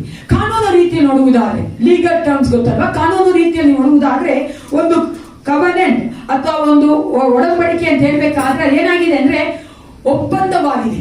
ಇಟ್ಸ್ ಎ ಕಾಂಟ್ರಾಕ್ಟ್ ಟ್ರೀಟಿ ಅಲ್ವಾ. ನೋಡುವುದಾದ್ರೆ ಬಿಸ್ನೆಸ್ ಮಾಡ್ತೀವಿ, ಒಂದು ಪೊಲಿಟಿಕಲ್ ಆಗಿ, ಒಂದು ರಿಲಿಜಿಯಸ್ ಆಗಿ, ಒಂದು ಸೋಷಿಯಲ್ ಆಗಿ ಅಲ್ವಾ. ಒಂದು ಇಬ್ಬರು ಪಾರ್ಟಿಗಳು ಬರ್ಬೇಕಾದ್ರೆ ಅವ್ರು ಏನ್ ಮಾಡ್ಕೊಂತಾರೆ, ಒಂದು ಒಪ್ಪಂದ ಮಾಡ್ಕೊಂತಾರೆ ಅಲ್ವಾ. ಅದನ್ನ ಟ್ರೀಟಿ ಅಂತ ನಾವು ಕರಿತೀವಿ, ಇಂಗ್ಲಿಷ್ ನಾವು ನೋಡ್ತೇವೆ ಅದನ್ನ. ಒಬ್ಬ ವ್ಯಕ್ತಿ ಸಹ ಕವನೆಂಟ್ ಮಾಡ್ತಾರೆ ಅಂದ್ರೆ ಏನ್ ಮಾಡ್ತಾರೆ, ಒಂದು ಒಪ್ಪಂದ ಮಾಡ್ಕೊಂತಾರೆ. ಇವಾಗ ಬಿಲ್ ಗೊತ್ತಾ ನಿಮ್ಗೆ? ಯಾರೆಲ್ಲ ಬಿಲ್ ಮಾಡಿದಿರಿ ನೀವು? ಬಿಲ್ ಬರ್ದಿಟ್ಟಿಲ್ವಾ ನೀವು? ನಿಮ್ಮ ಮಕ್ಕಳಿಗೆ ನಂಬ್ತಾ ಇಲ್ಲ, ಬೇಡ ಬಿಲ್ಲೇ ಬರೆಯೋದು. ಬಿಲ್ ಬರ್ದೆ ನಮ್ಮ ಮಕ್ಕಳು ಎತ್ಕೊಂಡ್ಬಿಟ್ಟು ನಮ್ಗೆ ಓಡ್ಬಿಡ್ತಾರೋ ಅಂತ. ಬಿಲ್ ಗೊತ್ತಲ್ಲ, ಈಶಾಲಾಗಿ ಬಿಲ್ ನೀವು ನೋಡಿದ್ರೆ ಒಬ್ಬ ವ್ಯಕ್ತಿ ಮಾಡೋದು. ನಾನು ತಂದೆ ತಾಯಿ ಅವ್ರು ಏನ್ ಮಾಡ್ತಾರೆ, ನಮ್ಮ ಮಕ್ಕಳಿಗೋಸ್ಕರ ಬಿಲ್ ಮಾಡಿರ್ತಾರೆ. ಅದು ಅವ್ರಿಗೋಸ್ಕರ ಅಲ್ಲ, ಬೇರೆಯವ್ರಿಗೋಸ್ಕರ ಅಲ್ವಾ, ಅಂದ್ರೆ ಅವ್ರ ಮಕ್ಕಳಿಗೋಸ್ಕರ ಬಿಲ್ ಮಾಡುವಂತ.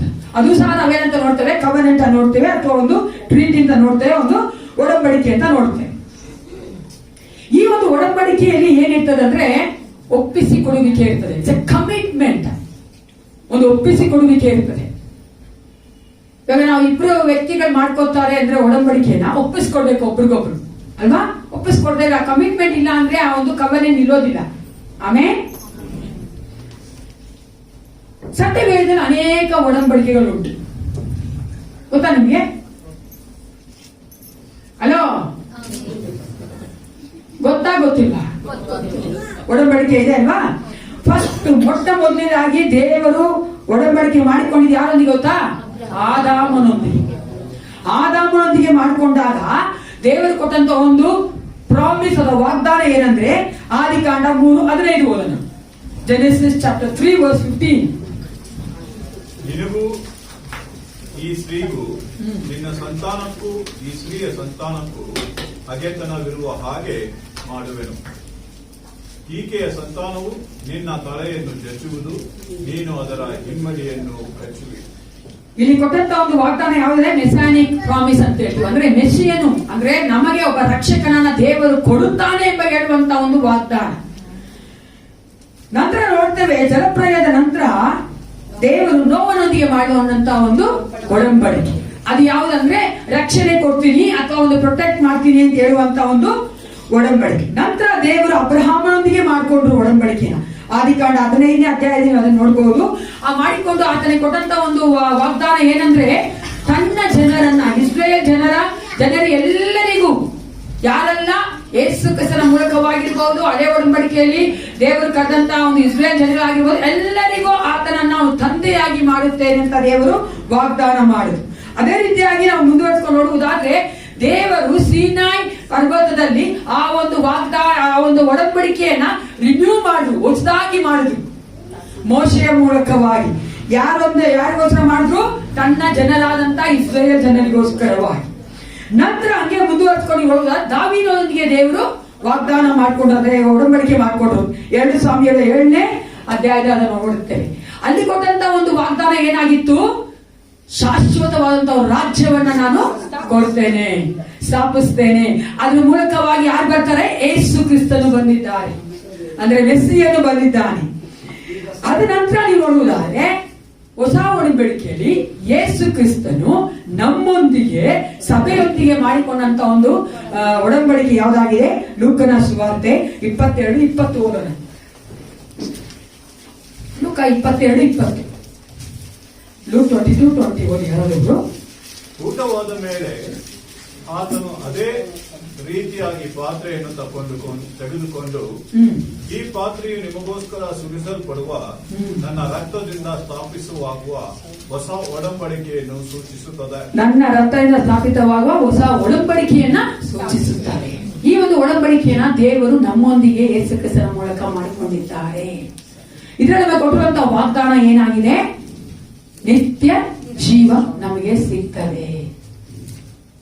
ದ ಪ್ರಾಮಿಸ್ ಆಫ್ ಎಟರ್ನಿಟಿ ಅಲ್ವಾ. ನಿತ್ಯ ಜೀವದಲ್ಲಿ ನಾವು ಸೇರ್ತೇವೆ ಎಂಬ ಒಂದು ವಾಗ್ದಾನವನ್ನ ದೇವರು ಯೇಸು ಕ್ರಿಸ್ತನ ಮೂಲಕವಾಗಿ ನಮಗೆ ಕೊಟ್ಟಿದ್ದಾನೆ ಒಡಂಬಡಿಕೆ ಮಾಡಿಕೊಳ್ಳೋದ್ರ ಮೂಲಕವಾಗಿ. ಕೊನೆಯ ಒಂದು ಒಡಂಬಡಿಕೆ ಇದೆ, ಅದು ಗೊತ್ತಾ ನಿಮ್ಗೆ ಯಾವುದು ಅಂತ? You know what's the last covenant ಆ ಟೆಸ್ಟಿಮೆಂಟ್ ಅಥವಾ ಕವನೆಂಟ್ ಅಥವಾ ಒಡಂಬಡಿಕೆ ಯಾವ್ದು ಮಾಡ್ಕೊಂಡ್ರು ದೇವರು?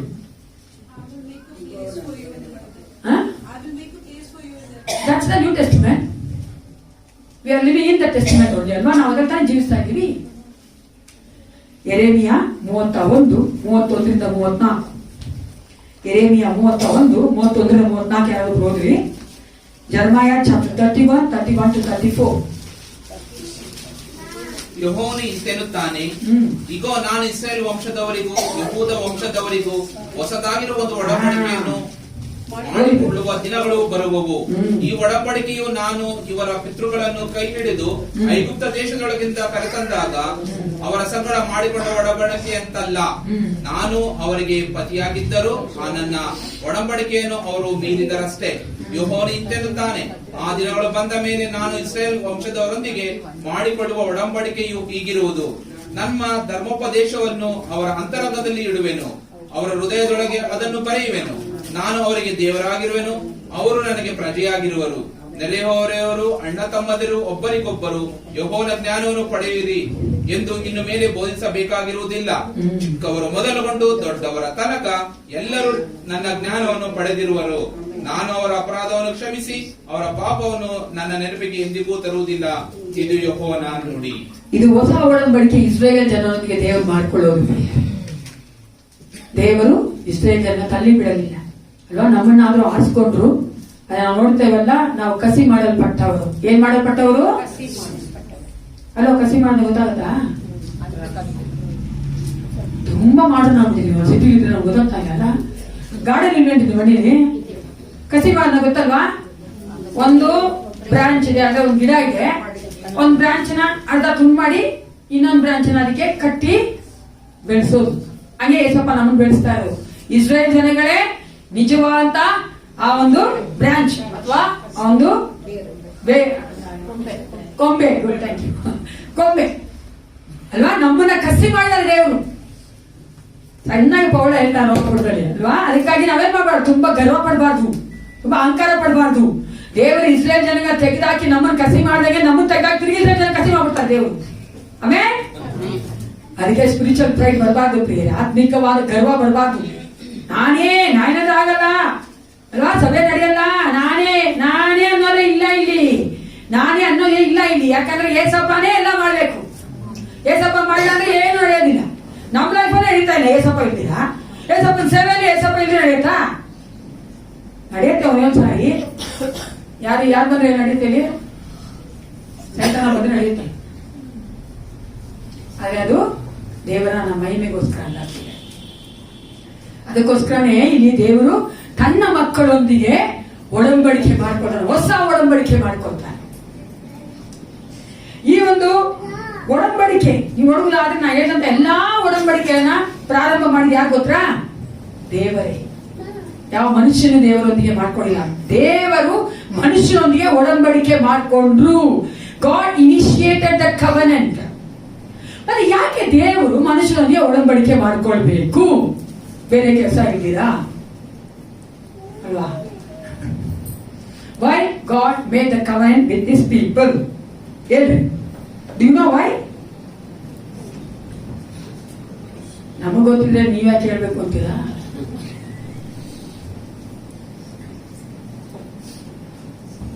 ಕೆಲವೊಂದ್ಸಾರಿ ಬಾಳ್ ತೆಗೆದು ಹೇಳ್ಬೇಕು, ಏನೋ ಗೊತ್ತಿದ್ರೆ ಅವೇ ನೀನ್ ಮಾರ್ಕ್ಸ್ ಕೊಡೋಣ ನಿಮ್ಮನ್ನ ಅಲ್ವಾ? ಪ್ರೈಸ್ ಕೊಡೋಣ, 2 ಪ್ರೈಸ್ ಕೊಡೋಣ, 7 ಪ್ರೈಸ್ ಕೊಡೋಣ, ಅದು ಬೇರೆ ವಿಚಾರ. ಮತ್ತೆ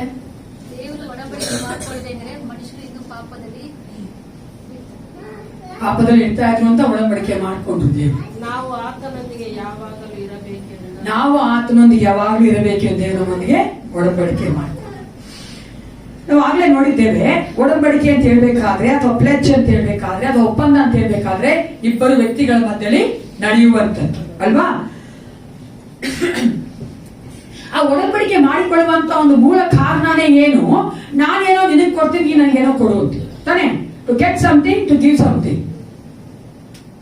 ನೀವು ತರ ನೋಡ್ತಾ ಇದ್ದೀರಾ? ಕೊಡಕ್ಕೆ ಇಸ್ಕೊಳಕ್ಕೆ ಒಪ್ಪಂದ ಬೇಕಾ ಅಂತ ನೋಡ್ದಂಗಿದೆ ನನಗೆ. Is it agreement is needed? To give something to take something ಅಲ್ವಾ? ಉದಾಹರಣೆ ಹೇಳ್ತೀನಿ. ಯಾರೆಲ್ಲ ನೀವು ರೆಂಟ್ ಕೊಟ್ಟಿದ್ದೀರಾ, ರೆಂಟ್ ಮಾಡಿದ್ದೀರಾ? ಎಲ್ರು ಕೈ ಇತ್ತು, ಎಲ್ರು ರೆಂಟ್ ಮನೆ ಹೇಳಿಲ್ವಾ? ಮನೆ ಕೈ ಹೇಳಿ ನೀವು. ನಾವು ಮಾಡಿದ್ರೆ ಒಂದು ರೆಂಟ್ ಇರಬೇಕು, ಅದು ಸ್ವಂತ ಇರಬೇಕು, ನಾವು ರೆಂಟ್ ಕೊಟ್ಟಿರ್ತೀವಿ ಅಲ್ವಾ?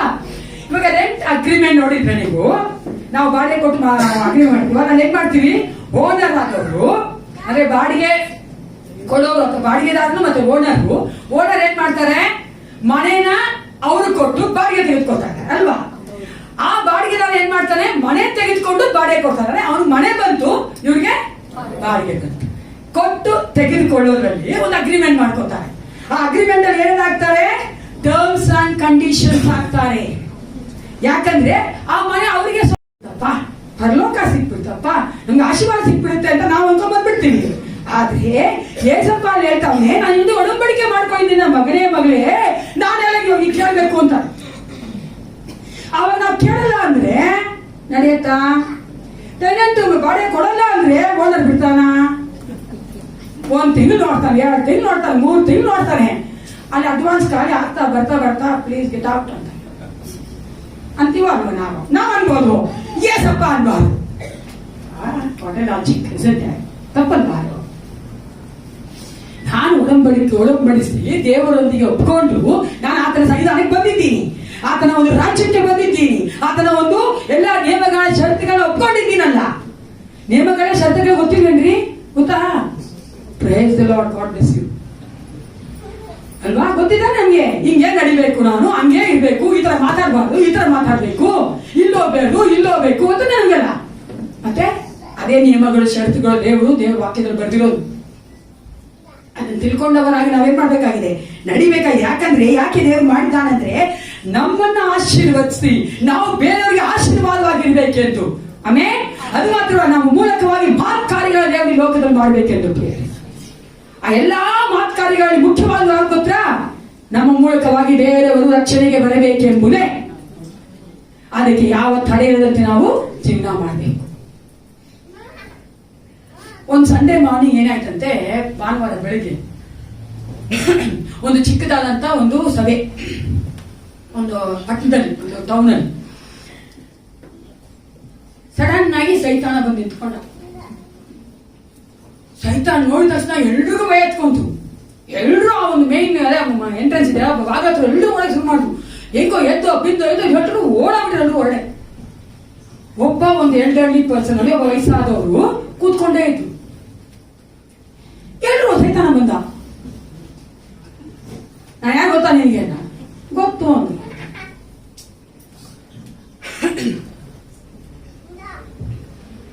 ಯಾಕೆ ನೀನು ಓಡೋಗಿಲ್ಲ ಅಂತ ಕೇಳಿ. ಇಲ್ಲ ನಾನು ಓಡೋಗಿಲ್ಲ ಅಂದ್ರು. ನಾನು ನೋಡಿ ನಿಂಗೆ ಭಯ ಇಲ್ವಾ? ನಿನ್ ತಂಗಿ ಜೊತೆ ನಾನು 48 ವರ್ಷದಿಂದ ಜೀವಿಸ್ತಾ ಇದ್ದೀನಪ್ಪ ಅಂತ.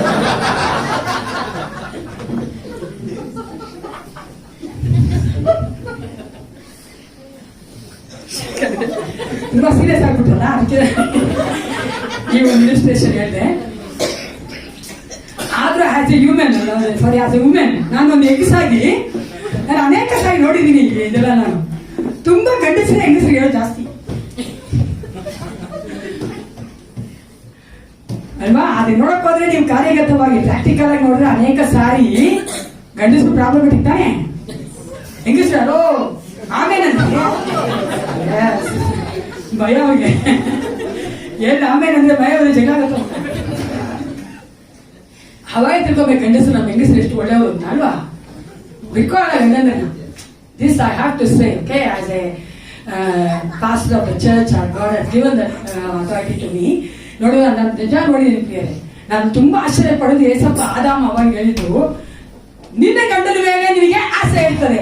ಅದು ನಾನು ಎಷ್ಟೋ ನೋಡ್ಬಿಟ್ಟಿದ್ದೀನಿ, ತುಂಬಾ ನೋಡ್ಬಿಟ್ಟಿದ್ದೀನಿ. ನಾನು ಅನ್ಕೋತೀನಿ, ಯಾಕೆ ಹಿಂಗೆ ಇಷ್ಟು ಕಷ್ಟಪಡ್ತಾವಲ್ಲ, ಒಂದು ಮಾತು ಆಡಕ್ಕೆ ನಾನು ಏನ್ ಅನ್ಕೊಡ್ತೀನಿ, ಯಾಕ್ರಿ ಹಿಂಗಿದ್ದೀರಾ ಅಂತ. ಅವ್ರು ಮಾತಾಡೋ ಅಷ್ಟು ಆಸೆ ಅವ್ರಿಗೆ ಗಂಡನ ಮೇಲೆ.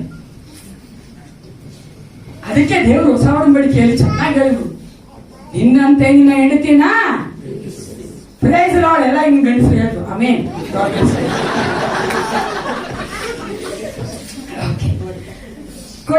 ಕೊನೆಯ ಪಾಯಿಂಟ್ ಏನ್ ನೋಡ್ತೀವಿ ಅಂದ್ರೆ, how do we show God that we accept his covenant. ನಾವು ಆ ಒಂದು ಒಡಂಬಡಿಕೆನ ಒಪ್ಕೊಳ್ತೇವೆ ಏಸಪ್ಪ ಅಂತ ನಾವ್ ಹೆಂಗ್ ಹೇಳ್ತೇವೆ? ನೀವು ಬಿಬ್ಲಿಕಲ್ ಕವನೆನ್ಸ್ ಅಥವಾ ಬೈಬಲ್ ಇರುವಂತಹ ಸತ್ಯವೇದ ಇರುವಂತಹ ಒಂದು ಒಡಂಬಡಿಕೆಯನ್ನು ನೋಡುವುದಾದ್ರೆ ಆ ಒಡಂಬಡಿಕೆ ದೃಢಪಡುವುದೇ ಸ್ಯಾಕ್ರಿಫೈಸ್ ಮೂಲಕವಾಗಿ, ಯಜ್ಞದ ಮೂಲಕವಾಗಿ. ಏನೆಲ್ಲ ಅವರು ಒಡಂಬಡಿಕೆ ಮಾಡಿಕೊಂಡ್ರು ಸಹ ನಾವು ನೋಡ್ತೇವಲ್ಲ, ಅನೇಕ ಒಡಂಬಡಿಕೆ ಮಾಡ್ಕೊಂಡಿದ್ದಾರೆ. ನೀವು ನೋಡುವುದಾದ್ರೆ ಲಾಬಾನ ಮತ್ತೆ ಯಾಕೋಬ ಅಲ್ವಾ. ಆಮೇಲೆ ನೋಡುವುದಾದ್ರೆ ಇಲ್ಲಿ ಆದಿಕಾಂಡ 15:10 ವಚನದಲ್ಲಿ ಓದ್ ನೋಡೋಣ. ಆ ವಚನ ಒಂದು ಓದ್ಬಿಡಿ. ಆದಿಕಾಂಡ 15:10. Genesis 15:10. ಅವನು ಇವುಗಳನ್ನೆಲ್ಲ ತೆಗೆದುಕೊಂಡು ಬಂದು ಪಶುಗಳನ್ನು ಕಡಿದು ಎರಡೆರಡು ಹೋಳು ಮಾಡಿ ತುಂಡಿಗೆ ತುಂಡನ್ನು ಎದುರಾಗಿದ್ದನು, ಪಕ್ಷಿಗಳು ಮಾತ್ರ ಕಡಿಲಿಲ್ಲ. ಅಲ್ಲಿ ನೋಡುವುದಾದ್ರೆ ಇಟ್ಸ್ ಎ ಬೈಬಲ್ ಡೇಸ್ ಅಲ್ಲಿ, ಅಂದ್ರೆ ಆ ಒಂದು ಸತ್ಯವಾದ ದಿನಗಳಲ್ಲಿ ಲಿಟ್ರಲ್ ಆಗಿ ನೋಡುವುದಾದ್ರೆ ಆ ಒಂದು ಕವನೆಂಟ್ ಅನ್ನೋದು ಕಟ್ ಅಥವಾ ಕತ್ತರಿಸುತ್ತ. ಅಂದ್ರೆ ಯಾವುದು ದೃಢವಾಗ್ತಾ ಇತ್ತಂದ್ರೆ ಅವರು ತಮಗೆ ಇಷ್ಟವಾದಂತಹ ಒಂದು ಲ್ಯಾಂಬ್ ಅಥವಾ ಒಂದು ಕುರಿಯನ್ನ ಮರಿಯನ್ನು ತೆಗೆದುಕೊಂಡ್ಬಂದು ಪೀಸ್ ಆಗಿ ಅದನ್ನ ತುಂಡು ಮಾಡಿ ಅದನ್ನ ಯಜ್ಞ ಬಲಿಯ ಮೇಲೆ ಇಟ್ಟು ಆಲ್ಟರ್ ಮೇಲೆ ಇಟ್ಟು ಅದನ್ನ ಹೋಮ ಮಾಡ್ತಾ ಇದ್ರಲ್ಲ ದೇವರಿಗೆ, ಅಥವಾ ಒಬ್ರಿಗೊಬ್ರು ಮಾಡ್ಕೊಂಡಾಗ ಆ ಒಡಂಬಡಿಕೆನ ಅದನ್ನ ಮಾಡ್ತಾ ಇದ್ರು. ಆ ಬ್ಲಡ್ ಅಂದ್ರೆ ಆ ಒಂದು ರಕ್ತ ಅದನ್ನ ಸ್ಥಾಪಿಸ್ತಾ ಇತ್ತು. ಅದಕ್ಕೆ ದೇವರು ಹೇಳಿದ್ದು, ನೀನು ನನ್ನ ಒಂದು ಒಡಂಬಡಿಕೆಯನ್ನ ಕವನೆಂಟ್ ಅನ್ನ ಸೀರಿಯಸ್ ಆಗಿ ತೆಗೆದುಕೊಂಡು ಯಥಾರ್ಥವಾಗಿ ತೆಗೆದುಕೊಂಡು ನೀನು ಅದಕ್ಕೆ ಮುಖ್ಯತ್ವ ಕೊಡ್ತೀಯ ಅಂದ್ರೆ ಈ ಎಲ್ಲಾ ಕಾರ್ಯಗಳನ್ನ ಮಾಡು.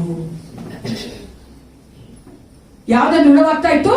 ಅವನು ಯಜ್ಞದ ಇದ್ದ, ಆ ಒಂದು ಯಜ್ಞ ಬಲಿ ಕೊಡುವುದರ ಮೂಲಕವಾಗಿ. ಹೀಗೆ ನಾವು ಹೊಸ ಒಡಂಬಡಿಕೆ ಹೇಳ್ತೇವೆ. ನಾವು ಸಹ ಯೇಸಪ್ಪನೊಂದಿಗೆ ಒಡಂಬಡಿಕೆ ಮಾಡ್ಕೊಂಡಿದ್ದೇವೆ. ಯಾರೆಲ್ಲ ಒಡಂಬಡಿಕೆ ಮಾಡ್ಕೊಂಡಿದ್ದೇವೆ? ಕೈ ಎತ್ತಿ. ಅವಿಮೇದ ಕವಲೆಂದಿದ್ದಲೋ ಅಲ್ವಾ, ದೇವರೊಂದಿಗೆ ನಾವು ಒಡಂಬಡಿಕೆ ಮಾಡ್ಕೊಂಡಿದ್ದೇವೆ. ಒಡಂಬಡಿಕೆ ಮಾಡಿಕೊಂಡಿರುವಂತ ನಾವುಗಳೆಲ್ಲರೂ ಈಗ ಯಾವ ರೀತಿಯಾಗಿ ತೋರಿಸೋದು ಅದನ್ನ ಮೊದಲೇದಾಗಿ ಈ ವಚನ ಓದಿಕೋಣ. ರೋಮಾಪುರದ ಬರೆದ ಪತ್ರಿಕೆ 17:1. Roman chapter 12:1.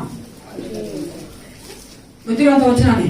ಆದುದರಿಂದ ಸಹೋದರರೇ, ದೇವರ ಕನಿಕರವನ್ನು ನಿಮ್ಮ ನೆನಪಿಗೆ ತಂದು ನಿಮ್ಮನ್ನು ಬೇಡಿಕೊಳ್ಳುವುದೇನೆಂದರೆ, ನೀವು ನಿಮ್ಮ ನಿಮ್ಮ ದೇಹಗಳನ್ನು ದೇವರಿಗೆ ಮೀಸಲಾಗಿರುವ ಮೆಚ್ಚುಗೆಯಾಗಿಯೂ ಇರುವ ಸಜೀವ ಯಜ್ಞವಾಗಿ ಅರ್ಪಿಸಿರಿ, ಇದೇ ನಿಮ್ಮ ವಿವೇಕಪೂರ್ವಕವಾದ ಆರಾಧನೆ. ನಾವು ಒಡಂಬಡಿಕೆ ಮಾಡ್ಕೊಂಡಿದ್ದೇವೆ, ಅದನ್ನು ಅಕ್ಸೆಪ್ಟ್ ಮಾಡಿದ್ದೇವೆ ಅಂದ್ರೆ ಮೊಟ್ಟ ಮೊದಲನೇದಾಗಿ ನನ್ನನ್ನೇ ನಾನು ಸಜೀವ ಯಜ್ಞವಾಗಿ ಒಪ್ಪಿಸ್ಕೊಡ್ಬೇಕು. Burn offering. ನೀವು ಅನೇಕ ಸಾರಿ ಮೆಸೇಜ್ ಕೇಳ್ಬಿಟ್ಟಿದ್ದೀರಾ, ಮರ್ತು ಹೋಗ್ಬಿಟ್ಟಿದ್ದೀರಾ. ನಾ ತಿರುಗಿ ಅದು ನಿಮ್ಗೆ ಹೇಳ್ತಾ ಇದ್ದೇನೆ, ಯಾಕಂದ್ರೆ ಮರ್ತೋಗಿದ್ದೀನಿ ತಪ್ಪು ಇಸುತ್ತೆ. ಸಜೀವ ಯಜ್ಞದ ಬಗ್ಗೆ ನಂಗೆ ಜ್ಞಾಪಕ ಇದೆ. ನಮ್ಮ ನೋಹನ್ ರಾಜ್ ಅವರು ಹೇಳಿದ್ದಾರೆ, ನಮ್ಮ ಗಿರೀಶ್ ಪಾಸ್ಟರ್ ಅವರು ಹೇಳಿದ್ದಾರೆ ಸಜೀವ ಯಜ್ಞ ಅಂದ್ರೆ ಏನು ಅಂತ. ಬರ್ನ್ ಆಫರಿಂಗ್, ನಾವ್ ಹೆಂಗೆ ನಮ್ಮನ್ನ ಕೊಡೋದು ಅಂತ.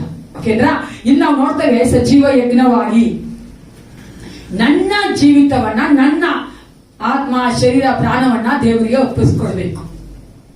ಎಲ್ಲಕ್ಕಿಂತ ಮಿಗಿಲಾಗಿ ಯಾರನ್ನ ಪ್ರೀತಿ ಮಾಡಬೇಕು? ಎಲ್ಲರೂ let's say once, I love my Jesus. Praise the Lord. ಯೇಸಪ್ಪನ ಪ್ರೀತಿ ಮಾಡಬೇಕು. ಈ 4 ಗೋಡೆಗಳ ಮಧ್ಯೆ ಮಾತ್ರ ಅಲ್ಲ, ಹೊರಗಡೆ ಏಸಪ್ಪಗಿಂತ ಅಧಿಕವಾಗಿ ಯಾರನ್ನು ಪ್ರೀತಿ ಮಾಡಬಾರ್ದು. ಏನೇ ಎಲ್ಲ ಬೇರೆ ಪ್ರೀತಿಗಳ ಕೆಳಗಡೆ ಇರಬೇಕು. ಫಸ್ಟ್ ಏಸಪ್ಪ ನಾವು ಪ್ರೀತಿ ಮಾಡಬೇಕು. ನಾವು ಏಸಪ್ಪನ ಪ್ರೀತಿ ಮಾಡ್ತೀನಿ ಅಂದ್ರೆ ಏಸಪ್ಪನ ನಾವು ನೋಯಿಸಬಾರ್ದು. That's expression of our love. ನಾವ್ ಹೆಂಗ್ ಪ್ರೀತಿ ತೋರಿಸ್ತೇವೆ? ನಾವು ಅವ್ರನ್ನ ನೋಯಿಸೋದಿಲ್ಲ. ಎರಡನೇದಾಗಿ ಯಾಕೋಬ 1:22. James chapter 1:22. ಈ ವಚನ ಓದಿದ್ರು. ಅದನ್ನು ಕೇಳುವರು ಮಾತ್ರ ಆಗಿದ್ದು, ವಾಕ್ಯವನ್ನು ಕೇಳುವ ಮಾತ್ರ ಆಗಿದ್ದು ಓದಪ್ಪ. ವಾಕ್ಯದ ಪ್ರಕಾರ ನಡೆಯುವವರಾಗಿರಿ. ಒಬೀಡಿಯನ್ಸ್, ವಿಧೇಯತೆ. ಅನೇಕ ಸಾರಿ ನಾನು ನೋಡಿದ್ದೀನಿ, ನನ್ನ ಹತ್ರ ಮಕ್ಕಳು ಬರ್ತಾರೆ, ನಾವು ಸೇವೆಯಲ್ಲಿ ಇರೋದ್ರಿಂದ ಅನೇಕ ಪ್ರಶ್ನೆಗಳು ಕೇಳ್ತಾರೆ ದೇವ್ರ ಬಗ್ಗೆ. ಯಾಕೆ ಸಿಸ್ಟರ್ ದೇವ್ರು ಹಂಗ್ ಮಾಡಿದಾನೆ? ಯಾಕೆ ಸಿಸ್ಟರ್ ಹಿಂಗ್ ಮಾಡಿದಾನೆ? ದೇವ್ರ ವಾಕ್ಯದಲ್ಲಿ ಹಂಗಿದೆಯಲ್ಲ, ದೇವ್ರ ವಾಕ್ಯದಲ್ಲಿ ಹಿಂಗಿದೆಯಲ್ಲ, ಹಂಗ್ ಮಾಡ್ಬೋದಾಗಿತ್ತಲ್ಲ ದೇವ್ರು, ಹಿಂಗ್ ಮಾಡ್ಬೋದಾಗಿತ್ತಲ್ಲ ದೇವ್ರು ಅಂತ ಅನೇಕ ಪ್ರಶ್ನೆಗಳು ಕೇಳ್ತಾರೆ. ನಾನು ಸಹ ಒಂದ್ ಕಾಲದಲ್ಲಿ ಮಾಡಿದವಳೆ. ನಮ್ಮ ಭಾವ ಅವ್ರ ಕ್ಯಾಪ್ಟನ್ ಅವರು ಗಂಡ ಬಂದಾಗ ನಾನು ಏನ್ ಕ್ವಶನ್ ಕೇಳ್ತಾ ಇದ್ದೆ. ನನ್ನ ಏನಿತ್ತು ಗೊತ್ತಾ? I am intelligent. ನಾನು ಒಳಗುದ್ದಿ ಇವ್ರು ಹೆಂಗ ನಾನು ನೋಡಿ ನಾನು ರೋಮನ್ ಕ್ಯಾಥಲಿಕ್ ಇಂದ ನೋಡೋಣ. ರೋಮನ್ ಕ್ಯಾಥಲಿಕ್ ಇಂದ ಇವ್ರು ಗೊತ್ತಿರೋದು ನಮ್ಮ ಪಾದ್ರಿಗಿಂತ ಜಾಸ್ತಿ ಗೊತ್ತಿರೋದು ನಿಮಗೆ. ಎಷ್ಟು ಕೋಟಿ ಕೋಟಿ ಜನ ನಮ್ಮ ರೋಮನ್ ಕ್ಯಾಥಲಿಕ್ ಅಲ್ಲಿ. ಇವ್ರೇನ್ ಬಂದು ಹೇಳುದು ನಿಜಾನ್ ಖುಷಿ ಕೇಳ್ತಾ ಇದ್ದೆ ನಾನು. ಏಸಪ್ಪದ ಬಂದೇ ಗೊತ್ತಾಯ್ತು ನಾನು ಬಲು ಮುಟ್ಟ ಆಗಿದ್ದೆ ಅವಾಗ. ಇವಾಗಲ್ಲ ಓಕೆನಾ ಐ ಆಮ್ ಇಂಟೆಲಿಜೆಂಟ್ ನಾವು ಅವಾಗ ಆಗಿದ್ದೆ ಓಕೆನಾ. ಅವಾಗ ಗೊತ್ತಾಯ್ತು. ಹಂಗೆ ನಾವೇನ್ ಮಾಡ್ತೀವಿ ವಿಧೇಯತೆ ತೋರಿಸಲ್ಲ. ಅವ್ರು ಬಂದು ಕೊಟ್ಟಂತ ವಾಕ್ಯಕ್ಕೆ ವಿಧೇಯತೆ ತೋರಿಸಿಲ್ಲ ನಾನು. ಹಂಗೆ ವಿಧೇಯತೆ ತೋರಿಸಲ್ಲ ನಾವುಗಳು. ಬೇಜಾನ್ ಕ್ವಶನ್ ಕೇಳ್ತೀವಿ.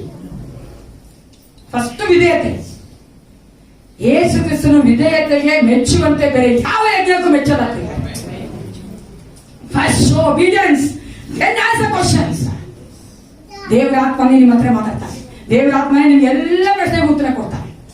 ನಾನು ನೋಡಿದ್ದೀನಿ ಪ್ರಿಯರನ್ನ ಹೋಗ್ತಾ ಹೋಗ್ತಾ ನನ್ಗೆಲ್ಲ ದೇವ್ರ ಉತ್ತರ ಕೊಟ್ರು. ನಾ ಎಲ್ಲ ಪ್ರಶ್ನೆಗೆ ನಮ್ಮ ಭಾವ ಹತ್ರ ಕೇಳಿದ್ನೋ ಅದಕ್ಕೆಲ್ಲ ಉತ್ತರ ದೇವ್ರು ನನ್ಗೆ ಕೊಟ್ರು. ನನ್ನ ಬಾಯಿ ಮುಚ್ಚಿದ್ರು ನಾನು ಏಸಪ್ಪ. ಅದು ನಾವು ಮಾಡಲ್ಲ. ಬೇರೆ ಎಲ್ಲ ಕ್ವಶನ್ಸ್ ಕೇಳ್ತೀವಿ ಅಲ್ವಾ. Obedience is better than the ಹಲೋ ಯಜ್ಞಕ್ಕಿಂತಲೂ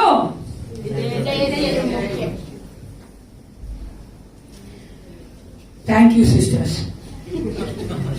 ಆದಿಕಾಂಡ 26, 28-31 ಓದೋಣ. ಆದಿಕಾಂಡ 26, 28-31. ಜೆನೆಸಿಸ್ ಚಾಪ್ಟರ್ 26, 28-31 ಓದೋಣ. ಯೆಹೋವನು ನಿನ್ನ ಸಂಗಡ ಇದ್ದಾನೆ ಎಂದು ನಮಗೆ ಸ್ಪಷ್ಟವಾಗಿ ಕಂಡು ಬಂದದರಿಂದ ನಾವು ಒಬ್ಬರಿಗೊಬ್ಬರು ಪ್ರಮಾಣ ಪೂರ್ವಕವಾಗಿ ಒಡಂಬಡಿಕೆ ಮಾಡಿಕೊಳ್ಳೋಣವೆಂದು ಆಲೋಚಿಸಿದೆವು. ನಾವು ನಿನಗೆ ಯಾವ ಕೇಡನ್ನು ಮಾಡದೆ ಹಿತವನ್ನೇ ಮಾಡಿ ನಿನ್ನನ್ನು ಸಮಾಧಾನದೊಡನೆ ಕಳಿಸಿದ್ದೇವಲ್ಲ. ಅದರಂತೆ ನೀನು ನಮಗೆ ಕೇಡನ್ನು ಮಾಡುವುದಿಲ್ಲವೆಂಬುದಾಗಿ ಪ್ರಮಾಣ ಮಾಡಬೇಕು. ನೀನು ಈಗ ಯೆಹೋವನ ದಯೆಯನ್ನು ಹೊಂದಿದವನಾಗಿದ್ದೀಯಷ್ಟೇ ಎಂದು ಹೇಳಿದರು. ಆಗ ಇಸಾಕನು ಅವರಿಗೆ ಔತಣವನ್ನು ಮಾಡಿಸಿದನು. ಅವರೆಲ್ಲರೂ ಭೋಜನೋಪಚಾರಗಳನ್ನು ತೀರಿಸಿಕೊಂಡು ಬೆಳಗ್ಗೆ ಎದ್ದು ಒಬ್ಬರಿಗೊಬ್ಬರು ಪ್ರಮಾಣ ಮಾಡಿಕೊಂಡರು. ಇಸಾಕನು ಅವರನ್ನು ಕಳುಹಿಸಲು ಅವರು ಸಮಾಧಾನದೊಡನೆ ಹೊರಟು ಹೋದರು. ಇಲ್ಲಿ ನೋಡಿದ್ರೆ ಅಭಿಮೇಲಕನು ಬಂದು ಇಸಾಕನೊಂದಿಗೆ ಒಂದು ಒಡಂಬಡಿಕೆ ಮಾಡ್ಕೊಂಡಲ್ವಾ. ಮೊದಲನೇದಾಗಿ ಯಜ್ಞದ ಮೂಲಕವಾಗಿ ಸ್ಥಾಪಿತವಾಗ್ತದೆ, ಅಂದ್ರೆ ಸ್ಯಾಕ್ರಿಫೈಸ್, ಬ್ಲಡ್ ಸ್ಯಾಕ್ರಿಫೈಸ್, ಅದ್ರ ಮೂಲಕವಾಗಿ ಅದು ಸ್ಥಾಪಿತವಾಗುತ್ತೆ. ಎರಡನೇದಾಗಿ ಇಲ್ಲಿ ನೋಡ್ತಾ ಊಟ ಮಾಡಿದ್ರು ಅಲ್ವಾ. They came together and had the meal, ಅಥವಾ ಒಂದು ಊಟ ಮಾಡಿದ್ರು ಅಂತ ನೋಡ್ಸುವಂತದ್ದು. ಜೊತೆಯಾಗಿ ಸೇರಿ ಬಂದು ಅವ್ರು ಏನ್ ಮಾಡ್ತಾ ಇದ್ರು, ಆ ಪ್ರಮಾಣವನ್ನ ದೃಢಪಡಿಸ್ತಾ ಇದ್ರು. ಅಂದ್ರೆ ನಾವು ತಾವು ಮಾಡಿದಂತ ಒಡಂಬಡಿಕೆಯನ್ನು ದೃಢಪಡಿಸ್ತಾ ಇದ್ರು. ಫೆಲೋಶಿಪ್, ಅನ್ಯೋನ್ಯತೆ ಪ್ರಿಯರೇ. ಎರಡನೇದಾಗಿ ಅನ್ಯೋನ್ಯತೆ ನಾವು ನೋಡುವುದಾದ್ರೆ ಒಡಂಬಡಿಕೆ ಮಾಡಿಕೊಂಡಾಗ ಊಟ ಮಾಡಿದ್ರೆ ಸೇರಿ ಬಂದು ಅಂತ ಹೇಳ್ಬೇಕಾದ್ರೆ ಅದು ಒಡಂಬಡಿಕೆನ ಅವ್ರು ಅನ್ಯೋನ್ಯತೆ ತೋರಿಸ್ತಾರೆ. ಅನ್ಯೋನ್ಯತೆಯನ್ನ ತೋರಿಸುವಂತದ್ದು. ಅನ್ಯೋನ್ಯತೆ ಹಂಗೆ ಕಂಟಿನ್ಯೂ ಆಗ್ತಾ ಇತ್ತು. ಅದಕ್ಕೆ ಅವ್ರು ಹೇಳ್ತಾ ಇದ್ರು, ನಾವು ಒಂದು ವಿಷಯಕ್ಕೆ ಅಗ್ರಿ ಆಗ್ತೀವಿ ಅಂದ್ರೆ ಒಪ್ಪಂದ ಮಾಡ್ಕೋತೀವಿ ಅಂದ್ರೆ ಊಟ ಮಾಡಿ ಒಟ್ಟಾಗಿ ಸೇರಿ ಒಪ್ಕೊಂಡು ಅವ್ರು ಹೋಗ್ತಾ ಇದ್ರು. ಈಗ ಸಹ ನಾವು ಅನೇಕ ವೇಳೆಗಳ ಫೆಲೋಶಿಪ್ ಮೀಲ್ ಇಟ್ಕೊಂತೀವಲ್ಲ, ಅನ್ಯೋನ್ಯತೆಯ ಭೋಜನ. ಯಾಕೆ ಅನ್ಯೋನ್ಯತೆ ಭೋಜನ ಮಾಡ್ತೀವಿ ಗೊತ್ತಾ? ಅನ್ಯೋನ್ಯವಾಗಿರೋಣ. ಯಾಕಂದ್ರೆ ಎಲ್ಲರೂ ಸೇರಿ ಊಟ ಮಾಡ್ಬೇಕಾದ್ರೆ ಅನ್ಯೋನ್ಯತೆ ಬರ್ತದೆ. ಅದನ್ನ ನೀವು ತುಂಬಾ ಜನ ನೋಡ್ಬೇಕಂದ್ರೆ ನಮ್ಮ ಇಸ್ಮಾಯಿಲ್ ಜನಗಳು, ನಮ್ಮ ಮುಸ್ಲಿಂ ಮಕ್ಕಳು ದೊಡ್ಡ ತಟ್ಟೆಯಲ್ಲಿ ಎಲ್ಲರೂ ಕೂತು ನಿಂತಾರೆ. ಅಲ್ಲ ನೋಡಿದಿರ ನೀವು? ಸುತ್ತಲೂ ಕೂತು ನಿಂತಾರ. ಆ ಒಂದು ಅನ್ಯೋನ್ಯತೆ ಅವರ. ಅದಕ್ಕಾಗಿನೇ ಎರಡನೇದಾಗಿ ಆ ಒಡಂಬಡಿಕೆ ನಾವು ನೋಡುತ್ತೆ. ಹೊಸ ಒಡಂಬಡಿಕೆಯಲ್ಲಿ ಬಂದಿದ್ದೇವೆ ನಾವು. ಇವಾಗ ನಾವು ಯಾವ ರೀತಿಯಾಗಿ ಆ ಒಂದು ಒಡಂಬಡಿಕೆಯನ್ನ ಹಂಗೆ ಅಂಗೀಕರಿಸ್ಕೊಂಡಿದ್ದೀವಿ ಅನ್ನೋದು ಮೊದಲನೇದಾಗಿ ನಾನು ಹೇಳಿದೆ. ನಾವೇ ನಮ್ಮನ್ನು ಸಜೀವಾಗಿ ನಾವು ಒಪ್ಪಿಸ್ಕೊಡ್ಬೇಕು, ವಿಧೇಯತೆ ತೋರಿಸ್ಬೇಕು. ಎರಡನೇದಾಗಿ ಈ ವಚನ ಓದಿಕೊಳ್ಳಿ. ಪ್ರಕಟಣೆ 3:20 ಓದೋಣ. Revolution 3 chapter 20th verse. ಇಗೋ ಬಾಗಿಲಲ್ಲಿ ನಿಂತು ತಟ್ಟುತ್ತಾ ಇದ್ದೇನೆ. ಯಾವನಾದರೂ ನನ್ನ ಸ್ವರವನ್ನು ಕೇಳಿ ಬಾಗಿಲನ್ನು ತೆರೆದರೆ ನಾನು ಒಳಕ್ಕೆ ಬಂದು ಅವನೊಂದಿಗೆ ಊಟ ಮಾಡುವೆನು, ಅವನು ಸಹ ನನ್ನೊಂದಿಗೆ ಊಟ ಮಾಡುವನು. ಲವೋದಿಕೀಯ ಸಭೆಯಲ್ಲಿ ದೇವರು ಹೇಳ್ತಾ ಇರೋದು, ವಿಶ್ವಾಸಿಗಳಾದ ನಾವು ದೇವರೊಂದಿಗೆ ಅನ್ಯೋನ್ಯತೆಯಲ್ಲಿ ಇರಬೇಕು. ಈ ವಚನ ಅನೇಕ ಸಾರಿ ನಾವು ಅವಿಶ್ವಾಸಿ ಅಂದ್ರೆ ಗೊತ್ತಲ್ವಾ, ಯಾಕಂದ್ರೆ ಏಸಪ್ಪನ ಅಂಗೀಕರಿಸ್ಕೊಂಡು ಇರುತ್ತೆ. ನಿಮ್ಮ ಹೃದಯದ ಬಾಗಿಲು ದೇವ್ರು ತರ್ತಾ ಇದ್ದಾನೆ, ಬಾಗಿಲು ತೆಗೀರಿ ಅಂತ. ಆದ್ರೆ ಆಕ್ಚುಲ್ ಆಗಿ ನೋಡಿದ್ರೆ ಇದು ವಿಶ್ವಾಸಿಗೆ ಹೇಳ್ತಾರೆ, ಲವೋದಿಯ ಸಭೆಗೆ ಹೇಳ್ತಾರೆ. ಏಸಪ್ಪ ನನ್ನೊಂದಿಗೆ ಅನ್ಯೋನ್ಯತೆಯಲ್ಲಿ ಇರ್ಬೇಕಂತ ಯಾವಾಗ್ಲೂ ತಟ್ತಾ ಇರ್ತಾರೆ ನಮ್ಮ ಹೃದಯದ ಬಾಗಿಲನ್ನ. ಯಾವಾಗ ಹೃದಯದ ಬಾಗಿಲು ಮುಚ್ಕೊತೀವೋ ಅವಾಗ ತರ್ತಾರೆ. ಎಷ್ಟು ಜನಕ್ಕೆ ನಿಮ್ ದೇವ್ರು ತಟ್ಟಿದ್ದಾನೆ ಬಾಗಿಲನ್ನ? ಮುಚ್ಕೊಂಡ್ಬಿಟ್ಟಿನ ಅರ್ಥ ಅವಾಗ ಅಲ್ಲೋ ಅಲ್ವಾ? ಅನೇಕ ವೇಳೆ ಮಾಡ್ತಿರ್ತಾನೆ ನಾವು. I am not blaming you, okay? ತಪ್ಪು ತಿಳ್ಕೊಂಬೇಡಿ, ಕರೆಕ್ಟೇ. ನಾನು ಮಾಡ್ತೀನಿ, ಅನೇಕ ಸಾರಿ ಮುಚ್ಕೊಂಡ್ಬಿಡ್ತೀನಿ ನಾವು. ಅದಕ್ಕೆ ದೇವ್ರು ಹೇಳ್ತಾರೆ, ಅನ್ಯೋನ್ಯತೆ ಬಿಟ್ಟು ಹೋಗ್ತಾ ಇದೆಯಾ ಮಗನೇ ಮಗಳೇ, ಕಲ್ಗಿ ಅಂದಲ್ಲಿ ಬಾ ಅನ್ಯೋನ್ಯತೆಯಲ್ಲಿ ಅಂತ. ಯಾಕಂದ್ರೆ ನೀನ್ ಏನಿದ್ಯಾ ಒಡಂಬಡಿಕೆ ಮಾಡ್ಕೊಂಡಿದ್ದೆ ನಮ್ಮೊಂದಿಗೆ. ನಾನು ಅದಕ್ಕೆ ದೇವ್ರ ಬಗ್ಗೆ ತುಂಬಾ ಚೆನ್ನಾಗಿದೆ. ಈ 10:30 ಅನ್ಸುತ್ತೆ. ಯಾರ ಕೈ ಬೇಕಾ ಬೀಳ್ಬೋದ್ರಿ? ಏಸಪ್ಪನ ಕೈಯಲ್ಲಿ ಬೀಳೋದು ಭಯಂಕರವಾದ. ಅದಕ್ಕೆ ಮುಂಚೆನೇ ಯೋಚನೆ ಮಾಡ್ದಂಗ್ ಬೀಳ್ಬೇಕು. ಕೊಡ್ತಾರೆ, ಅದ್ಭುತ ಮಾಡ್ಬಿಡ್ತಾರೆ, ಆರೋಗ್ಯ ಕೊಟ್ಬಿಡ್ತಾರೆ ಅಂತ ಬಂದು ಪಡಕ್ ಅಂತ ಬಿಡೋಗ್ಬಿಡ್ತಾರೆ. ಆಮೇಲೆ ಪಡ್ತಾರೆ ನೋಡಿ, ಕಷ್ಟನಾ ಸಿಸ್ಟರ್? ಏನ್ ಮಾಡ್ತಾರ? ಬಿದ್ದಾಯ್ತು, ಏಸಪ್ಪನ ಕೈ ಬಿದ್ದುಬಿಟ್ಟು ಸಮಾಧಾನವಾಗಿ ಇದ್ಬಿಟ್ರೆ ನಮ್ಮಂತ ಬುದ್ಧಿಶಾಲಿ ಇಲ್ಲ ಇರೋಕೆ. ಸೂಪರ್ ಆಗಿ ನಡ್ಕೊಂಡು ಹೋಗ್ತಾರೆ. ಬಿದ್ದ ಮೇಲೆ ಯೋಚನೆ ಮಾಡಬಾರ್ದು, ಅಂದು ಮಾಡ್ತೀನಿ ಅನ್ಕೊಂಬಾರ್ದು, ಸರ್ ಬರ್ಬಾರ್ದು, ನಾನು ಬರ್ಬಾರ್ದಲ್ಲಿ ಬಿಟ್ಕೊಟ್ಬಿಡಿ. ದೇವ್ರು ಚೆನ್ನಾಗಿ ನಡ್ಸ್ಕೊಂಡು ಹೋಗ್ತಾನೆ. ಯಾಕಂದ್ರೆ ಆತ ನಮ್ಮ ಮಂದಿಗೆ ಒಡಂಬಡಿಕೆ ಮಾಡ್ಕೊಂಡಿದ್ದಾನೆ. ಒಡಂಬಡಿಕೆ ಮಾಡಿಕೊಂಡ ದೇವರ ನಂಬಿಗಸ್ತಾದ ದೇವರು. ನಮ್ ದೇವ್ರು ಹೆಂಗಿದ್ದಾನೆ? ಜೋರ ಹೇಳು, ನಂಬಿಗಸ್ತಾದ ದೇವರು. ಇದಕ್ಕೊಂದು ಒಳ್ಳೆ ಇನ್ಸ್ಪಿರೇಷನ್ ನಾನು ಹೇಳ್ತೇನೆ. ಇದು ಈ ಇನ್ಸ್ಪಿರೇಷನ್ ನೋಡಿದಾಗ ನನಗೆ ತುಂಬಾ ಟಚಿಂಗ್ ಆಗಿತ್ತು. ಒಬ್ಬ ವಿಶ್ವಾಸಿ ಒಂದು ಬ್ರಿಡ್ಜ್ ಮೇಲೆ, ಬ್ರಿಡ್ಜ್ ಅಲ್ಲಾಡ್ತಾ ಇತ್ತು, ಸ್ವಲ್ಪ ಶೇಕಿಂಗ್ ಇತ್ತು. ಆ ಬ್ರಿಡ್ಜ್ ಮೇಲೆ ನಡ್ಕೊಂಡು ಹೋಗ್ತಾ ಇದ್ದಾನೆ. ವಿಷಯ ನಾವು ಮಾಡ್ತಿರ್ತಾನೆ, ನಾನಂತೂ ಮಾಡ್ತೀನಪ್ಪ, ನಾನು ಗಾಡಿ ಓಡ್ತಾಗ ಪ್ರೇ ಮಾಡ್ಬಿಡ್ತೀನಿ. ಮಾಡ್ತೀನಿ ನೀವು ಅಲ್ವಾ? ಭಯ ಅಲ್ವಾ? ಅದಕ್ಕೂ ಮಾಡ್ಕೊಂಡ್ಬಿಡ್ತೀನಿ. ಹಂಗೆ ಶೇಕಿಂಗ್ ಹೋಗ್ತಾನ, ಭಯ ಪ್ರೇ ಮಾಡ್ಕೊಂತ ಪ್ರೇ ಮಾಡ್ತಾನೆ. ಏಸಪ್ಪ ನಂಗ, ಏಸಪ್ಪ ಅಲ್ಲಿ ಆ ಒಂದು ಬ್ರಿಡ್ಜಿನ ಕೊನೆಯಲ್ಲಿದ್ದಾರೆ. ನೋಡ್ದ, ಖುಷಿ ಆಗೋಯ್ತು. ಏಸಪ್ಪ ಪ್ಲೀಸ್ ಕಮ್, ಬಾ ನನ್ನ ಹತ್ರ ಬಾ ಅಂದ. ಏಸಪ್ಪ ಬರ್ಲೇ ಇಲ್ಲ ಅಂತ ಇವನು ಬಡುಕೋ ಬಂದ್ಬಿಡ್ತು. ನಾನು ಕರಿತಾನೆ ಇದ್ದೀನಿ, ಬರ್ತಾನೆ ಅಂತ ಕಷ್ಟ ಪಟ್ಕೊಂಡು ಹೆಂಗೋ ಕಷ್ಟ ಪಟ್ಟು ಪಟ್ಟು ಪಟ್ಟು ಹೋಗ್ಬಿಟ್ಟ. ಮೂಳೆ ಒಂದು ಹೆಚ್ಚಿಗೆ ಸೇರ್ಕೊಂಡು ನೋಡ್ತಾನೆ, ಆ ಒಂದು ಮುರಿದೋಗಿದೆಲ್ಲ ಆ ಒಂದು ಬ್ರಿಡ್ಜಿನ ದೇವ್ರು ಏಸಪ್ಪ ಇಟ್ಕೊಂಡು ನಿಂತ್ಕೊಂಡಾರೆ. ಆಮೇಲೆ ಹಂಗೆ ದೇವ್ರು His ways are amazing. ಆತನು ಮಾಡುವಂತ ಕಾರ್ಯಗಳು ಯಾವಾಗಲೂ ಅದ್ಭುತವಾದ. ನಾವು ಅಂದ್ಕೊಂಡ್ಬಿಡ್ತೀವಿ ಬಂದು ಏಸಪ್ಪನನ್ನು ಹೊತ್ಕೊಂಡು ಹೋಗ್ಬಿಡ್ಬೇಕು ಅಂತ. ಏಸಪ್ಪ ಅಂತ, ಇಲ್ಲ ಮಗನೇ ಮಗಳೇ, ನೀನ್ ನಡಿ, ನಾನು ನಿನ್ಕೊಂಡಿದ್ದೀನಿ. The end is my Jesus ಅಲ್ವಾ? ಅಲ್ಟಿಮೇಟ್ ಇಸ್ ಆತಂತಾನೆ. ಆತ ನೋಡ್ಕೊಂತಾನೆ. ಆತ ನಮ್ಮ ಮುಂದೆಗಿದ್ದಾನೆ ಎಂಬ ನಂಬಿಕೆಯಿಂದ ಮುಂದಕ್ಕೆ ಹೆಜ್ಜೆ ಇಟ್ಕೊಂಡು ಹೋಗ್ತಾ ಇದ್ರೆ ನಾವು ಆ ಒಂದು ಗುರಿಯನ್ನು ತಲುಪಿಡ್ಬಿಡ್ತೇವೆ. ಯಾಕಿದು ಹೇಳ್ತೇನೆ ಅಂದ್ರೆ ಪ್ರಿಯ, ಆತನು ನಂಬಿಗಸ್ತನಾದ ದೇವನಾಗಿದ್ದ. ಈಗ ನಮ್ಮ ಒಂದು ಟರ್ನ್, ನಮ್ಮ ಒಂದು ಸರದಿ, ನಾವು ಹೆಂಗಿದ್ದೇವೆ? ನಾವು ಆ ಒಡಂಬಡಿಕೆಯಲ್ಲಿದ್ದೇವಾ ಪ್ರಿಯರೇ? ಆ ಒಂದು ಕವನೆಂಟ್ ನಾವಿದ್ದೇವಾ? ದೇವರ ನಂಬಿಗಸ್ತನಾಗಿ ಒಂದು ಕಾಲಕ್ಕೂ ಆತನು ಆ ಕವನೆಂಟ್ ಮುರಿಯೋದಿಲ್ಲ. ನಮ್ಮೊಂದಿಗೆ ಮಾಡಿಕೊಂಡ ಒಡಂಬಡಿಕೆಯ ದೇವರು ಮುರಿಯೋದಿಲ್ಲ. ಆದ್ರೆ ನಾನು ನೀವು ಹೆಂಗಿದ್ದೇವೆ? ಆ ಒಡಂಬಡಿಕೆಯಲ್ಲಿದ್ದೇವಾ? Let's stand up. ಎಲ್ಲರೂ ಎದ್ದು ನಿಂತುಕೊಂಡವರ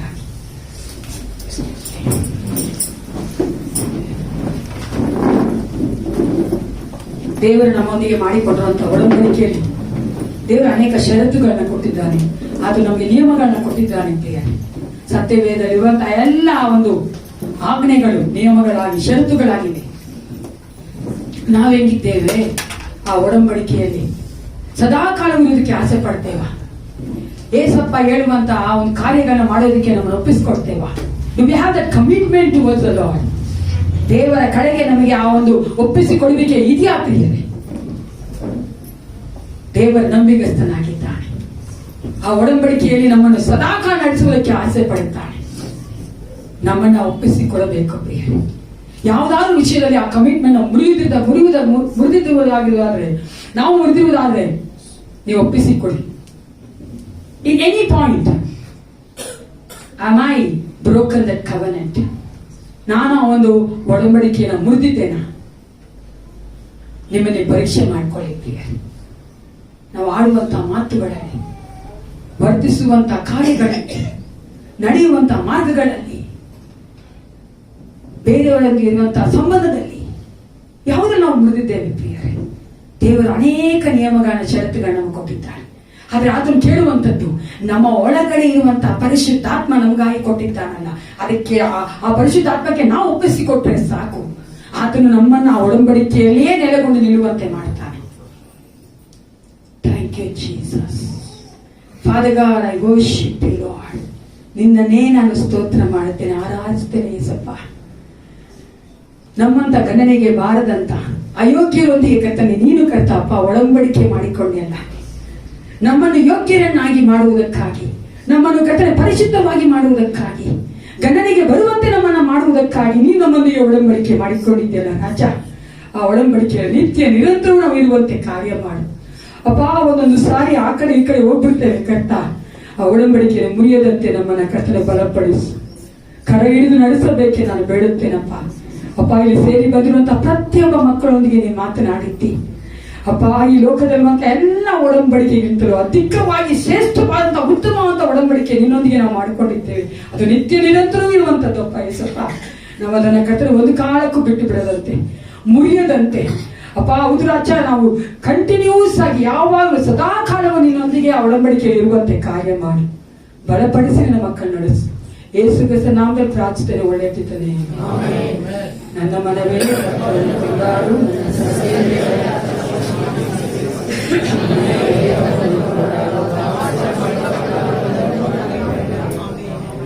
ನಮ್ಮ ಕರ್ತನಾದ ಯೇಸು ಕ್ರಿಸ್ತನ ಕೃಪೆಯು, ದೇವರ ಪ್ರೀತಿಯು, ಪರಿಶುದ್ಧಾತ್ಮ ಅನ್ಯೋನ್ಯತೆ, ಸಹವಾಸವು, ಆತನ ಒಡಂಬಡಿಕೆಯು ಸದಾ ಕಾಲವು ನಮ್ಮೆಲ್ಲರೊಂದಿಗೂ ಇರಲಿ. Praise the Lord. God bless you.